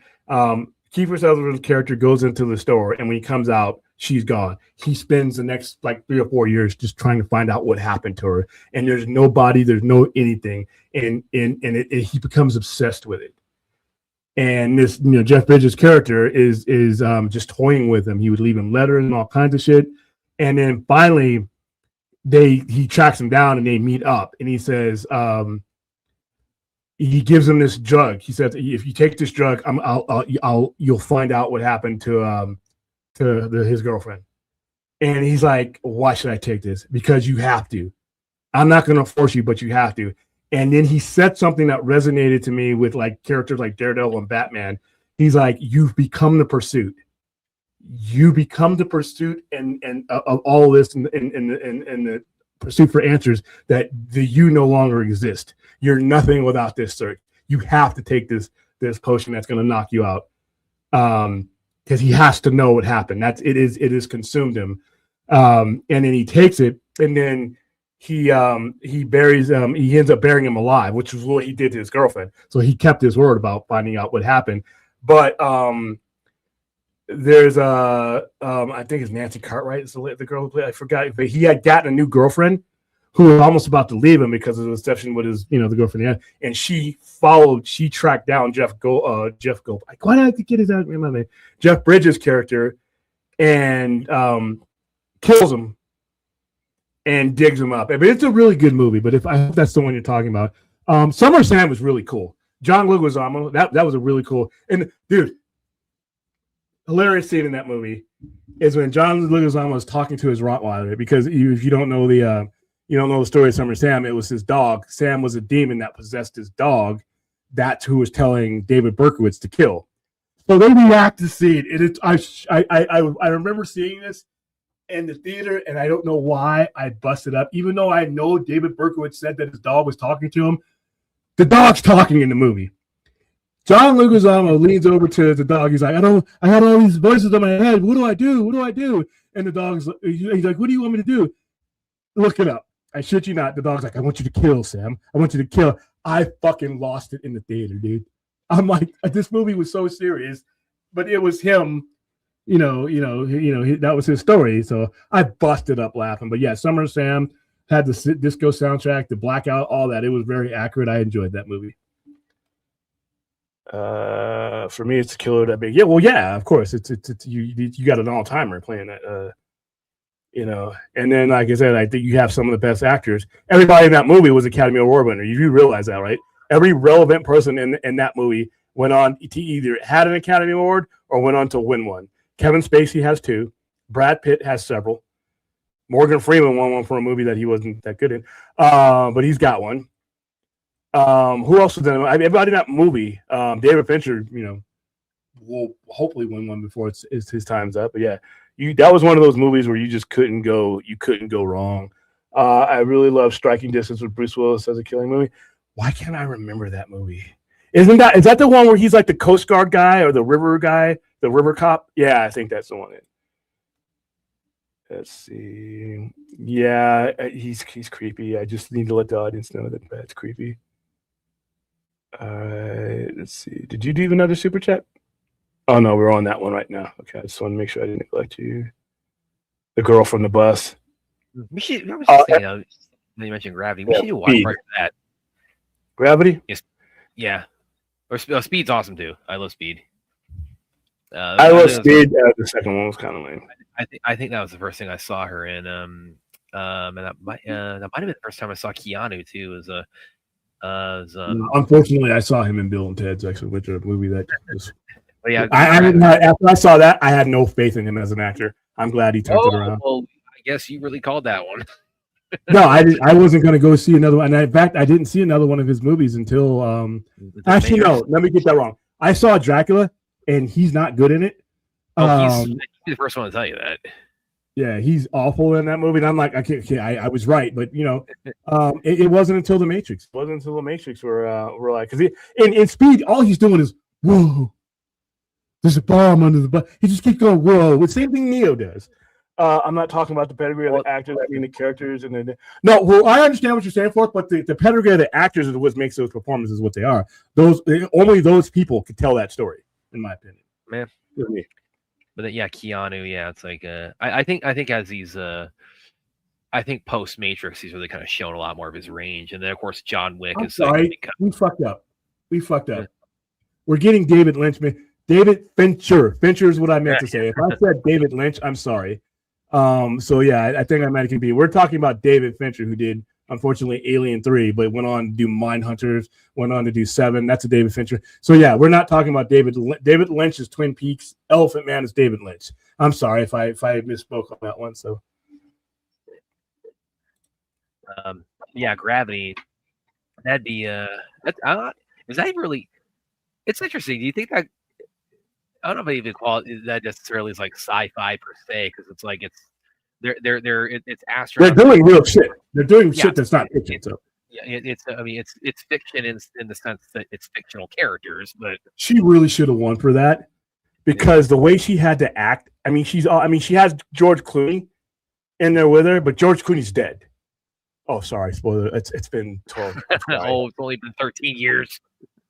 But it was the way that they wrote that movie had you guessing because he pops up in there, and then you realize at the same time that she realizes, who are you? How are you here? And then she turns, she realizes it's been her all along. It's been her mind. It's been her that's gotten through this. And it's sort of like I kind of like it. It's almost like Castaway in space. It's kind of like what Gravity is. It's not as long. The movie's long. Castaways is like I felt like I was on that fucking island with him. But I was strung along. That's her best acting job right there. That's the one she should have won the Oscar for. I'm surprised with 10 Academy Awards, it didn't win more than it just did. It just win the one. I know it was nominated for Best Film. And okay, let's see what won that year because let's revisit when I cared about the Oscars. Yeah, 12. I'm sorry. 12 Years a Slave. Yeah, nominated for Best Picture. Okay, here's you weren't beating that movie. It won Best Director, Best Cinematography, Best Film Editing, Best Original Score, Best Sound Editing, Best Sound Mixing, and I'm sure to everybody's shock, Best Visual Effects. Okay, so it did well. It did well. And it didn't win Best Picture, Best Actress, and Best Production Design. And it won like 7. Production design is tough. There was no won like 7 of the 10 awards that it was not. That's good. Best Director was all right. I love Jared Leto. I didn't understand why he won for Dallas Buyers Club, and same thing with Matthew McConaughey. I thought that was a good movie, but I just didn't. Jared Leto beat out somebody who did such a great job. I want to beat the hell out of him every time I think about this movie. He beat Michael Fassbender for Best Supporting Actor, and I thought Michael Fassbender, like I said, when I'm watching Dallas Buyers Club, I'm like, I find Jared Leto believable and great in that. Don't get me wrong. Well, I mean, it's a sign of a good performance. I want to fuck Michael Fassbender up when I watch when the guy is so evil. You have to remind yourself he's playing a character. So I don't hurt this guy. Okay, I saw Blue Jasmine because I love Cate Blanchett. That's not a movie. That's not a me movie. But this was back when I was dipping in and out of going to see everything before I just figured out. All right, I believe that Sandra Bullock should have won for Gravity that year. Amy Adams and American Hustle. These are all great. Meryl Streep. I mean, but they said, "Fuck it, you got too many." I thought Sandra Bullock should have won. Lupita Nyong'o, she won for 12 Years a Slave. She beat out Sally Hawkins. Man, she's never gonna. She should have won. I mean, the scene that Williams referring to, that that again he had to step back. It's like I can't. He's just playing a character. I can't actually kill Michael Fassbender. Yeah, I got to think Magneto. I got to think David. I got to think other things that Michael Fassbender has been in. Which is like that goes on for like 5 minutes, and you Joel Ejiofor, he's in there. I mean that scene, that interaction between them two, because he starts off having him do it. That's back to when they did it. They had a slave do and they he wasn't doing it hard enough, and then that's going to get clipped. But Michael Fassbender's character snatches the whip and he's whipping her, and he's literally going like the visual of her skin over and over like that. Her skin is flying off and she's bleeding, and he's just the aftermath at the end. I mean, she looks like where they have her laid down and she's got her back's all tore up. That was some real shit. It looks like she was attacked by a wolf. Yeah, and I'm like, man. I needed Michael Fassbender's character to die. I needed a Training Day ending for that motherfucker, and he didn't get it. The coolest thing about that movie when his character, like I said, if you've never seen 12 Years a Slave, don't watch it on a good day because it will fuck your day up. I know. I've seen it one time. Yeah, it's not a rough watch. Yeah, especially if you're a little bit dark in hue. The human element of you should hate it too. It's a little bit deeper for us. Well, it's a great movie, but it's also not one with a whole lot of rewatchability. Because it's Solomon Northup, he was kidnapped. That's when they did back in the when slavery was legal in the South and it wasn't legal in the North. What they would do is they would go up and kidnap people because the slave trade had been outlawed, and then even Britain had outlawed it. So the only way they could get slaves is if they were born to them, or if they kidnapped them. And at that point in time, this was a couple, about I think 10 years or so before the Civil War, they were running low, and that was a lot of the tension that was happening because they couldn't get him in. So they would go ahead and kidnap him. So he's living up north, he's integrated, he's doing fine, he's got a good job, he's got to get income, he doesn't have to be hunted. And one night he gets kidnapped by these bulls. And with the Paul Giamatti, I wanted to kick Paul Giamatti in his nuts. That motherfucker made me mad too. And I've seen him in a bunch of shit. And he's the one who does the kidnapping. And he's the guy who sells them to Benedict Cumberbatch. There's a whole bunch of people who was one of the kinder people in the movie. He was one of the people in the movie that I did not want to choke. Everybody in this movie I wanted to choke, except for Benedict Cumberbatch and Brad Pitt. Everybody else I wanted to fucking suffocate in that movie. So he gets kidnapped and he spends 12 years. He's a free man. He spends 12 years as a slave, hence the title. And then the people, Brad Pitt's character is about to leave. He's about to go somewhere else. He works. He's an employee for Michael Fassbender for freeing the slaves. Yeah, he gives him a letter and says, "I'm a free man. I'm not supposed to be here, but I need you to get this letter up to because he's got friends up north." So he gets that letter up north, and these people come down with the sheriff and everything else, and they say, "You got to give him up." And Michael Fassbender, when I was hoping, because I watched this in the movies, I was hoping Michael Fassbender was going to try to go for his gun. He was going to try to fight, and he was going to get shot a bunch of. Like all the guys on the horseback were just going to light his ass up, and I was going to be like, "Yeah, they don't." But as he's taking him away, as the guy says, I got the law with me. I got these papers with me. If you get in my way, I will shoot you. And he starts taking Solomon, back up, to see his family and everything else. And Michael Fassbender's character is just following him along the way to say, "I'm going to get you back. I'm going to tear your ass." All this shit. I'm like, dude, you've done enough. And I was waiting. Solomon just rear back and just fucking break his jaw. And he just doesn't. He gets on thing because, goes and meets his wife. And then, but yeah, we never see something needed to happen to his character. You needed the Northerners coming to free him to just go at 209 on Michael Fassbender. Yeah, because he wasn't what dude? You and this damn You understand my RoboCop obsession is kind of sad. Ever since Four Brothers, I hated That's what you Shooter. wanted to see happen, isn't it? Well, no, I wanted Training Day. Remember when them Russians lit up Alonzo when he showed up without the money? Would you have objected? This would have been jumping the shark like crazy. But would you have objected if they time traveled Ed 209 into the movie and had him Ed 209? Michael Fassbender? I thought he should have been shot right there.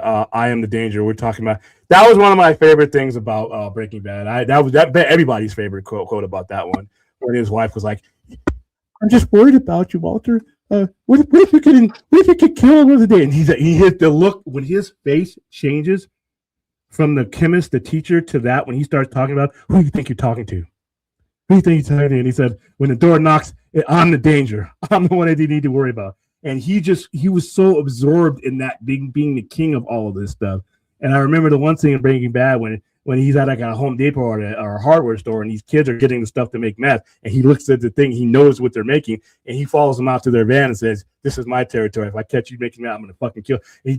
Walter White wasn't to be fucked with, man. Walter White's journey to what he became was some of the coolest thing.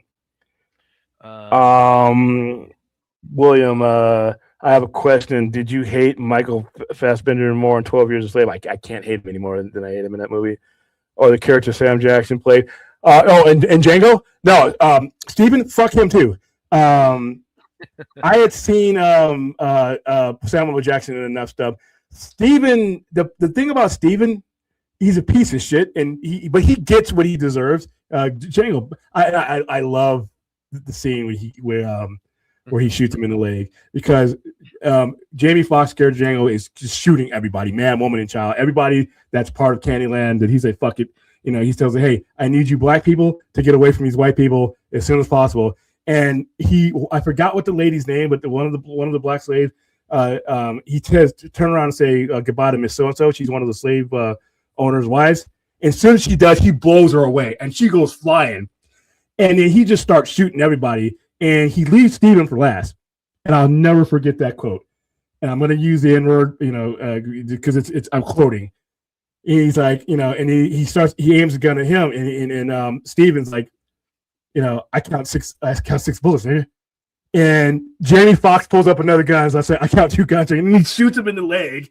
And he just leaves him there. And he starts burning, and all you can hear is Samuel L. Jackson character saying, "This is Candyland. There's always going to be a Candyland. We've been here for 150 years. We're going to be." And as he's bleeding to death, and the house is falling on him. That's how much his mind had been fucked up by living with those people. But see, with that, it's like I think as far as like which character, Plus, he wasn't physically abusing anybody. Yeah, he had the girl in the hot box, but that scene, that scene will make you hate anybody who's doing it. I'm sorry. Well, it's also like the tone is like so different between the two. Like the tone, like Django is like it's very more comedic almost than anything. Yeah, exactly, it's very tongue in cheek. Or 12 Years a Slave, it's like it's very like Passion of the Christ in terms of just being completely uncompromising in terms of like you are watching people suffer this entire runtime. And I hated Steve. Listen, Steven was more hateable than Leonardo DiCaprio's character, and he was actually the same owner. I didn't hate him. Everybody in that movie hated Steven, and you had to keep telling yourself, "Hey, that's Mace Windu." That's the dude from Pulp Fiction. I mean, every time these guys go over the line and they play the role so well that they do their job. It's like the guys from Game of Thrones. The guy who plays Ramsay Bolton. That guy got death threats. Jack Gleason, who plays Joffrey off of Game of Thrones, that guy would get death threats on the street. Him and Cersei, and she'd laugh at it. She said, "People come up to me and call me a bitch," but they weren't talking to her. Cersei was a bitch. But people, sometimes, I'm trying to think, is there anybody who's like done a villain performance so convincingly where I had that, where it's like I wanted them to dead so bad I had to remind myself of it's just an actor playing a role. Is there anybody I've had that with? I can't think of that. Mine is him. Mine is Michael Fassbender. I think I might need to think on that a little bit, but I mean, but it's definitely a very. If you haven't seen 12 Years a Slave, I mean, again, that whipping scene is just so powerful and so. That's what won her. I mean, she did good throughout the movie, but I think that's the one for the voters, the Oscar voters, the ones who actually watched the movie. I think that is what got her that award because you could every time that whip went, I could feel it. I'm like, oh man, and that role should have really won Michael Fassbender something. But yeah, it's a tough watch. It's a tough watch. They won him something and like. I don't even know who got nominated. You phrase it like that, it's like won him something good. Let's be clear, not won him like anything repercussions. All right, guys, there we go. There we go. That is the cover from the 1986 release of 5150. Now we've covered this album before, but this was back when. We weren't, like I said, I wasn't as thorough as I was. As far as covering these things, I thought a lot about that presentation. I think it was a couple years ago when we did Van Halen 5150. But because it's 1986, I am going to go into it in greater detail. Now, then, if for those of you who are classic, Larry's probably going to be in there. Those of you who grew up with Van Halen, you know that the band started out in the early to mid 70s. With David Lee Roth as their lead singer. He would remain their lead singer all the way up until the after the 1984 tour, where he decided to go off and do his own thing. And he was supposed to do that and still be with Van Halen, but he just decided, I'm going to do my thing. And by the way, the two subsequent albums he released, I think was Crazy with the Heat, and I forgot what the other one was. They were actually good. They were actually really good. And when I think of Van Halen's lead singer, it's Sammy Hagar for me. David Lee Roth was an MC. And if for a party band type of thing, which they were, it was great. It was successful. And I understand why people love it. For me, I need music in my music. And if you take the song Hopper Teacher, is a perfect example. When people say, well, why do you like Sammy over David Lee Roth? It's like, well, Hopper Teacher starts out with a drum roll, and then it goes into the guitar, quick guitar, and then it goes into bass. It's each one of these guys doing what they do best individually, and that's what a lot of their songs were for me. When you listen to 5150, when you listen to Love Walks In, when you listen to Best of Both Worlds, to me, it's a band working in unison. You hear Eddie Van Halen's guitar, but it's indistinguishable from these keyboards, and they're singing. It's like Queen. Brian May is probably one of the greatest guitarists to ever live. Doesn't get as much credit for it being like a Hendrix or a Van Halen because he was there to augment Freddie's voice, and Freddie's voice was there to augment his instruments. And this is what I think 5150 does. There is nothing in the previous albums with David Lee Roth that's anything like Dreams. That's anything like Love Walks In. That's anything like Best of Both Worlds. That's anything like Get Up. There's nothing like that. There's a lot of synchronicity and a lot of harmony in this album, and a lot of people thought this album wouldn't happen because once you lose your lead singer, you lose that's the face of the band, and they ended up finding Sammy by accident. Because Eddie Van Halen and Sammy Hagar, they had the same mechanic. They worked on their Ferraris and Lamborghinis, and Eddie had been talking to him about, hey, we lost our lead singer. Warner Brothers Records at the time wanted us to change the name of the band. He's like, that's my name. Why would I change the band? Because they didn't think you can't be Van Halen without David Lee Roth. He's like, no, we're keeping a name. So they had a lot of struggles putting this together because most people did not believe that this band could continue without David Lee Roth. Not only did they continue, they followed up 1984 with a #1 album. Every album that during the Van Hagar era debuted at #1, I believe, with the exception of Balance, which I also think did. But they would go on from this album to do one of the better albums of the 80s, which is OU 812, Love Walks In. Not Love Walks In, but How Do I Feel With Love? There's a lot of songs, and then For Unlawful Carnal Knowledge with one of their biggest hits ever, which was Right Now. So this album really kind of like the 80s. If you lived the 80s or if you lived the 90s, any decade you lived, there's generally two halves. even though you think of it as a decade, if you look at the 60s, 70s, if you look historically, you see the way things change throughout the decade to where it's almost like you're living two different halves in one decade. The type of music that was in 1984 and Diver Down, all those things was reminiscent of the power band from the late 70s that survived into the mid 80s. What they would become with this album, in my opinion, was more indicative of like I won't say a hair band, even though they all had long hair, but it was a lot less power and more harmony, more synth. Eddie Van Halen uses a keyboard in this album better than he does in anything he did throughout. And that includes when you hear "Jump," that's one of the most famous openings of any song. But go look up "Love Walks In." There's a lot of different things, and Eddie Van Halen doesn't get a lot of credit for the fact that he plays every instrument. He can play piano, he played keyboard, he did everything but drums in this, and I even think he did some bass in there with Michael Anthony. To me, this is them at their best. And David Lee Roth, to his credit, was at his best without them, in my opinion. He's an MC. He's a guy that gets you going. He's not the best singer in the world, but he gets a song going. But this was music. That was a party. These are songs, and it's my favorite. Not only was it released in 1986, and that's why it's on the show. It's my favorite of everything they did, and it's my favorite Sammy Hagar stuff too. Because if you listen to I Can't Drive 55, or you listen to some of the early stuff he did with Montrose, or for a lot of us sci-fi geeks, Heavy Metal, the theme song of Heavy Metal, that's Sammy Hagar.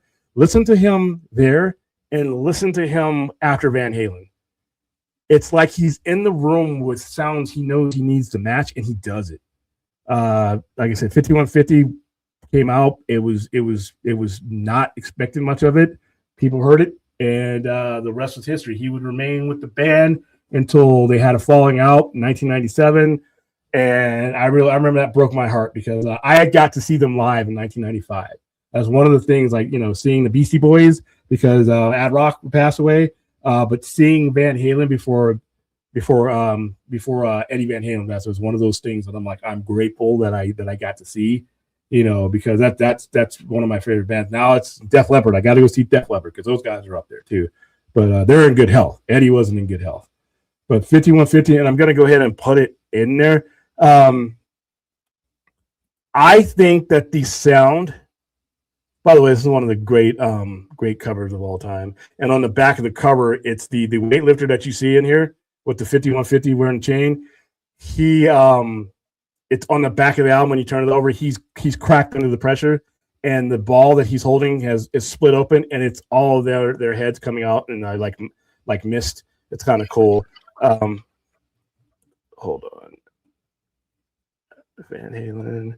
I'm gonna put the whole and these songs to me are the best things to hear live. I got a chance when I saw them in '95 live. Hearing like Love Walks In live is really cool. All right, so here you guys go.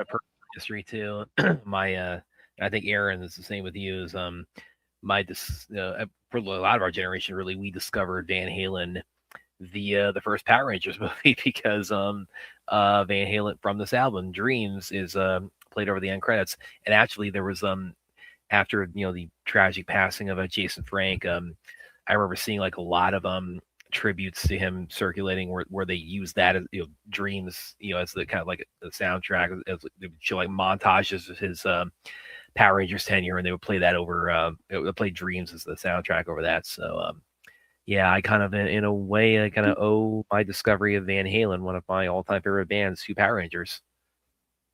Wow, a lot of my Power Rangers. That's like 20 years after they, because that movie came out what 17, 16? Not 95. The first. Oh, you're talking about the middle of the original, the OG one. Yeah, but 95 is when the tension really got high, and then I think a year later, 2 years later is when they would break up. One of the things that broke that band up was they got a new producer, and the Ted Templeton, the person that produced them throughout their entire run. I think once he passed away, other people started getting involved in the relationship that they had built, and then they started doing things like they did a song for the Twister soundtrack that Sammy hated. He's like, why are we doing this? None of the people who like our music are buying. You had Shania Twain on that album. You had all kinds of other things that Sammy didn't feel those aren't Van Halen fans. Why are we doing this album? And he didn't want to do it. And then Eddie wanted to do it. There was some tension. They made peace before Eddie passed away. I just wish, and I hate seeing that with bands. I call it the Beatles complex. While you're arguing and while you are not playing together, you're running out of time and you don't know it. I'm pretty sure that John Lennon and Paul McCartney thought they had time to get the band back together, and then they didn't. I'm pretty sure that Sammy Hagar had some performances left. I mean, with Van Halen, and they didn't. And there's a lot of these bands that you look at, and Pink Floyd did, when they started losing person. But it's like, that's why I hate seeing bands break up, because it's like something's going to hit you down the line where I'm like, damn, I think we still got another tour or another song with us, and then somebody up and dies or is killed. It's like, damn, with Eddie Van Halen, like he passed away in 2020. It was a rough year. I won't go into it. But yeah, he passed away at 66. Sammy's still touring, and Sammy's going to tour until he's 1,000 years old. But Sammy's voice just bought out. He bought out everything. He bought out the best in Michael Anthony's bass, to be honest with you. He bought out the best in Alex Van Halen's drums, and he definitely, I think, bought out the best in Eddie Van Halen, because you look at the music that he was able to write when he had the different dynamic that was Sammy Hagar. So, yep, 1986 was a really fucking cool year. Music-wise, man, I might have to start bringing in 2 movies and two albums, because this year was like a legendary year for pop culture in general. It was a legendary year for comic books. I mean, comic books, pop culture, TV. We haven't even touched TV yet. But sports. I mean, it was all kinds of things that happened in 1986. We still have tons of movies to cover. Legend is another one we can cover. There's a lot. That's a misunderstood bomb that shouldn't have bombed, but people didn't understand Ridley Scott. There's a lot of stuff to cover in 1986, but there were some memorable ones, and I'm pretty sure you guys can probably cover things from your point of view, because maybe you weren't into Van Halen. Maybe it's another band for you. What was a band for you that you discovered in 1986 or that released album? What was the movie for you that made 1986 memorable? Stuff like that. Leave that in the comments section, and that is it. That is all I have. I don't think I forgot anything on the thumbnail this time. I think I actually didn't fuck up the show. Yeah, I'm so happy. Pat myself on the back. But we even added something that wasn't even on the thumbnail, which is the Bone Temple. Bone Temple. When I got done with the film, yeah, it's on the. I just put the album in the thing. So, you're a 91 baby. Man, how old was I? I was 16 when you were born, 15 when you were born. I gotta keep reminding myself I was born at the end of the year. That was the year right when my dad was first coming back from the Gulf War, Saudi Arabia. Yeah, that was the original Desert Storm is what that one was called, and my dad played a part in that too. But yeah, I was we were living in a desert. Oh yeah, Star Trek. Oh wow, thank you, Clint. That would have been a major fuck up. That would have. Oh, you missed it. Yeah, I missed Star Trek, Starfleet Academy. I talked about it at the beginning. So let's take the bodybuilder down here. I actually like how I did that. We need to do that more often to see if we'll see if they can show up. I don't have OBS or that other stuff that you can like pop it up like Film Junkie does on the solo shows, but even he uses Streamlabs for not Streamlabs, StreamYards for his shows where he has people on there. All right. So let's see. We're going to get rid of this thing. Overlay. Yeah. Starfleet Academy. Here we go. Let me pull up my Starfleet Academy. This show is actually being received better than I thought it would. I told you guys prior to the release and all the pre-shitting on it, I'm like, oh, here comes old Trek fan. They're gonna drown out, the people who enjoyed it. You know what? Old Trek fan is there. Old Trek fan is there, being their usual, let's shit on everything before he gets his first breath. But there's a lot of other people that are expressing their outward and enjoying it. And I have some people, there are some people that, like I think Clone Avenger is in the chat, where he gave it a shot and it wasn't for him. I can appreciate that. I can appreciate somebody giving something a shot and it just doesn't connect. I gave Lower Decks a shot and it just wasn't for me. I didn't hate it, but it just wasn't. I didn't connect with it. When you have so many people, and that's why I like the Acolyte. You say what you want about the Acolyte. Half the people lost credibility with me because they did it like months before. They found out what it was casting, what it was doing, and we can't have that. And I felt the same wave going against Starfleet Academy. So I'm like, I'm going to give it a shot and let me see what it is. And if I don't like it, I don't have to watch it again. I rather enjoyed this show. I had a lot of fun with this show. At no point was I stretching my imagination to feel like this is Star Trek. This was Star Trek from the opening all the way through. And for those of you who like Lower Decks, to me, it gave me a similar vibe to Lower Decks without all the stupid jokes and all the slapstick humor and all the, stuff that makes that show what it is. And that's why people like it.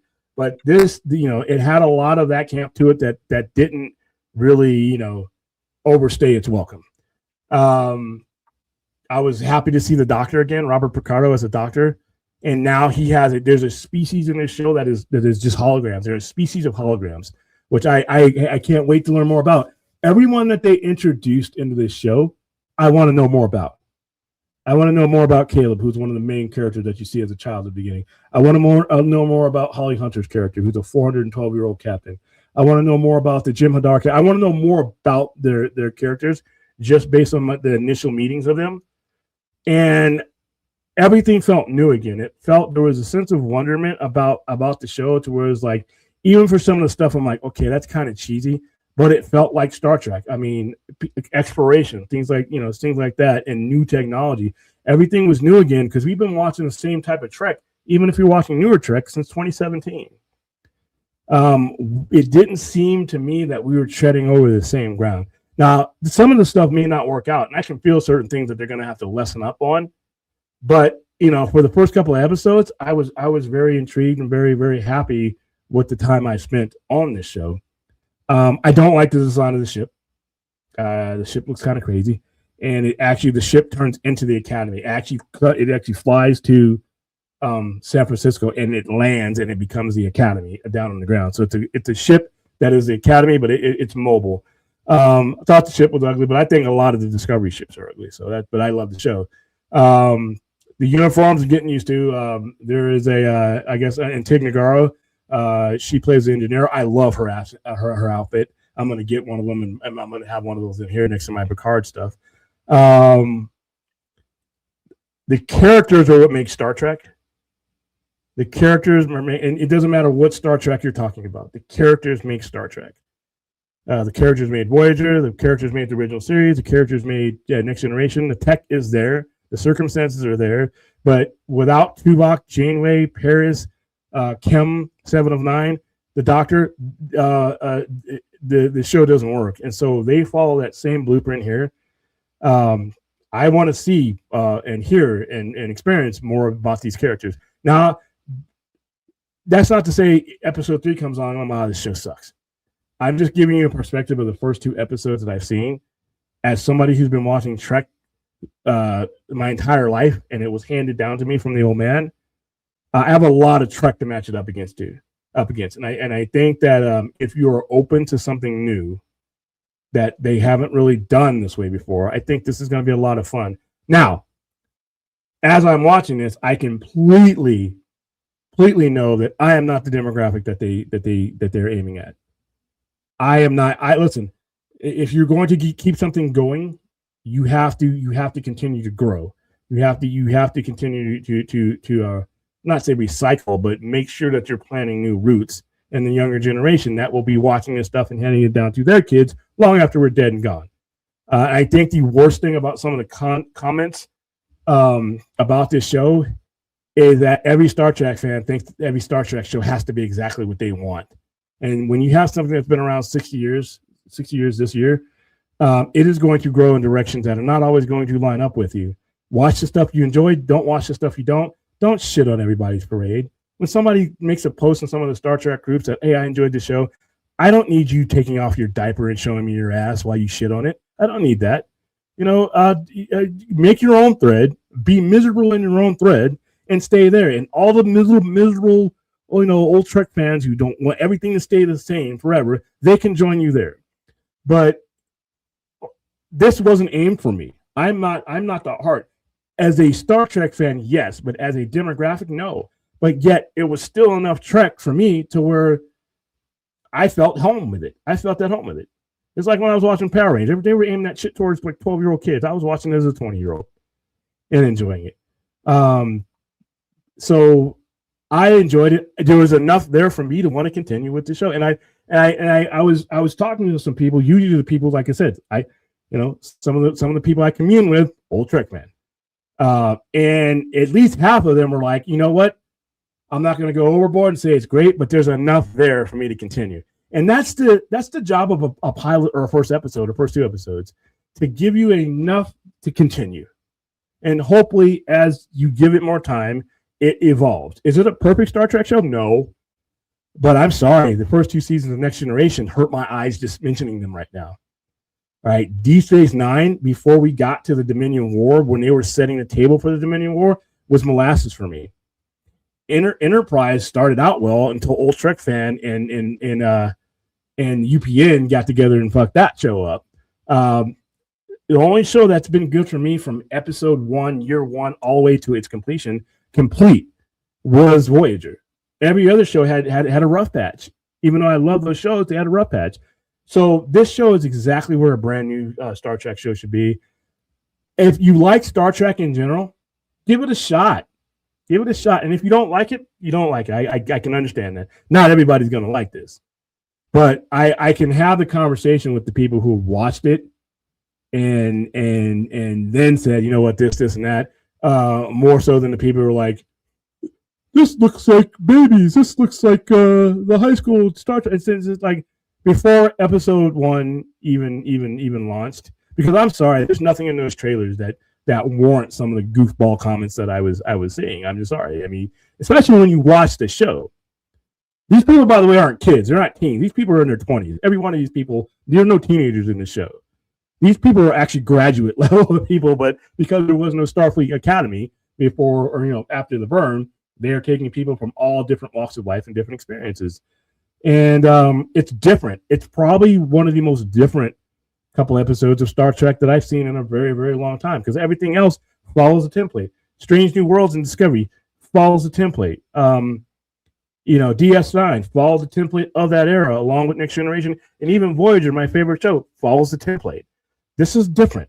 This is in a different time. It's 1,000 years in the future and different circumstances. You hear that, Star Trek? Or Star Wars? You hear that? 1,000 years in the future with a different premise. Hope you're listening. Not Fabro. What's his name? Filoni. Wish it was Fabro. So yeah, I there's enough for me there to continue. If you're asking me as a 45 or whatever, however long I've been watching your Star Trek fan, is it worth your time? I think so, but some of you want different things out of your Star Trek. Give it a shot. I say if you're a Star Trek fan, you should at least watch something once. Even watch it, because you never know. If other people will shit on something, and you know what, there might be bad trailers. But when you watch the show, or any of these shows, then that's where you make the connection, or you don't make the connection for real. But just don't let other people talk you out of a good time. That's all I ask. But so I'm interested to see. I know some of you in the chat cannot believe I almost signed off without probably one of the high points of thank you, Clint. One of the high points of my week, because I was pleasantly surprised with this. I went in with an open mind. I was pleasantly surprised. So for those of you who will be watching this at a different hour and have not commented on it, please leave. Let me know what you think. And if you don't like it, and you've watched it. If you haven't watched it and don't like it, don't waste our time.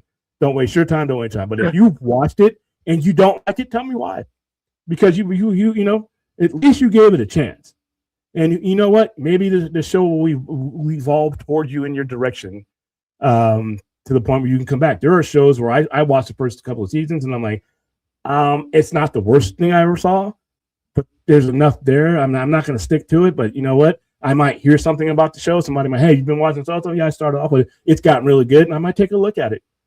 Maybe that'll be Starfleet Academy for some of you guys. So there you go. Now I have covered all my thumbnails. I hate that when I do that because a lot of times, because I'm like a dog and a cat with a laser or whatever, because I'll get distracted on one side and forget the actual thing that's in the damn thumbnail. And I damn near did it tonight, and I would have been mad too because I've been like, you know, that's one of the things I really, really wanted to talk about because I am happy that there are people who didn't do what they did with certain other shows and movies, and they actually watched it.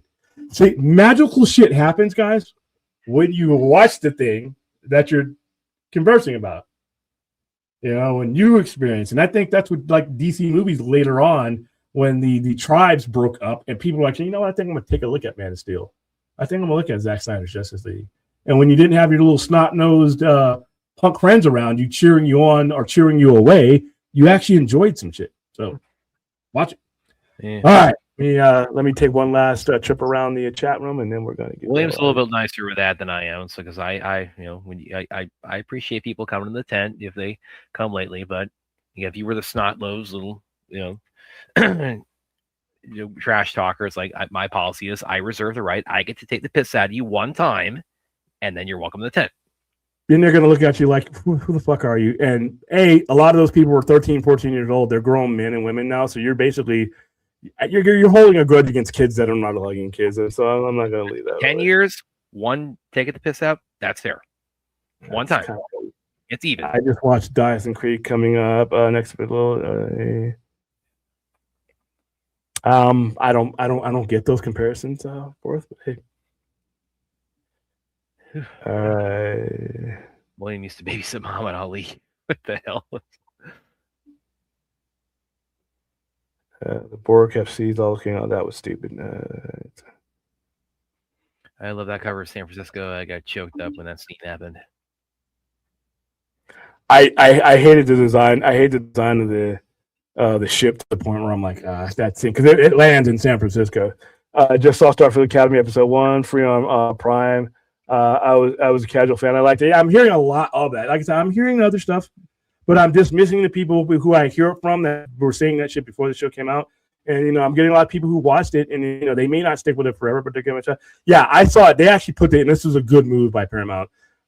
They put the first episode on their YouTube channel, which I thought was good because a lot of people, like I said, it's on Paramount Plus. And that's another thing that's, you know, if you can only afford one streaming service and it's not Paramount Plus, maybe this will get you on board. Memories of Muhammad Ali. Okay, I got an old people joke. How you doing, Kingdom of Nerds? Long time no see. How have you been? Is there another super chat? What did I miss? Hold on. Did I miss a super chat? Oh, yes, I did. Dan the Man. Oh, I missed 2. Did I miss 2? Hold on. No, I got that one. Run DMC and Aerosmith do Walk This Way in 1986. Yeah, I'm going to get to that. I am going to get to that. We covered that before, but I've had a lot of these things that you're going to see me cover in 1986. I've covered before, but not to the length I'm going to cover them and not with the relevance of them being 40 years ago. And yeah, it is really hard to believe that Walk This Way was 40 years ago. And the great Rick Rubin, man, that guy had a vision. You took people from all types of background. He took his Jewish background growing up in Brooklyn and got Aerosmith people and got, you know, people from the hood in Harlem and Run DMC, all these guys, and he put them together. He heard something in each of these people that he thought, I can put this together because he was managing them all. He was producing them all. And he did it at a time when the stereotypes were so hard. I mean, black folks, you listen to rap, R&B, hip hop as it was then. White people, you listen to rock. That's it. AM radio, you had your stations were broken down to the point where that's what you had. You had your solo music, you had all that. You had everything was broken down into these classifications. It's still kind of like that today, but it was much more rigid then. And MTV was starting to, after, you know, David Bowie basically showing a light on all of that, they were starting to integrate, and all this happened at the right time. MTV finally realized, oh shit, people want this. And then Rick Rubin's like, I think I can put something together what people want. And it all happened because not only did he take a shot, it allowed MTV to say, okay, this is crossing over to demographics that watch our channel. And it got big. That video is probably bigger than the song. The song had been out for like 15 years. Walk This Way was the original, I think it was with Toys in the Attic, maybe. I'm not sure. But yeah, so it had been around since the 70s. And Run DMC was at their height. They had just released Raising Hell, and they were at their height. I mean, everybody was buying Adidas to be like them, wearing the Kangol hat and all. I mean, it was. They were big. They were about as big as anything. And the Beastie Boys along with them, which is another group I think that was managed by Rick Rubin. He just had a tie. And in fact, we've actually covered Rick Rubin on this channel because I just think that guy is. There's very few people that have the kind of vision that he had entertainment-wise that literally changed the course of entertainment. He changed genre. He actually changed the rap game. And decades later, you would get the rap rock stuff that a lot of those kids were watching.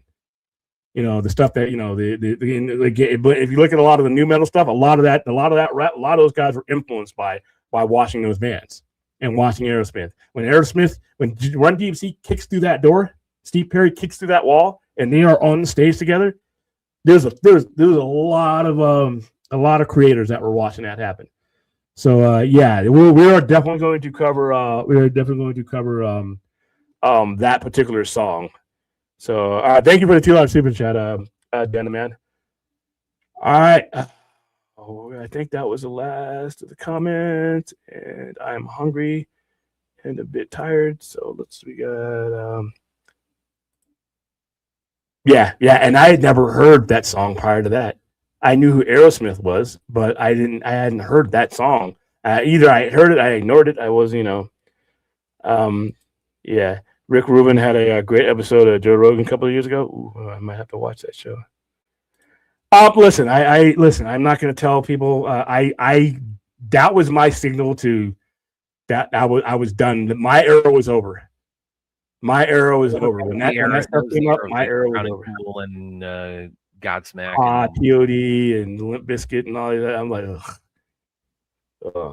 That was kind of my adolescence. Is definitely new metal. Yeah, Linkin Park. I don't like any version of Linkin Park. I just was not a big fan of any of that stuff. But yeah, listen, it was created for somebody. Millions and millions of people love it. And I'm not gonna shit on your parade. It's just for me.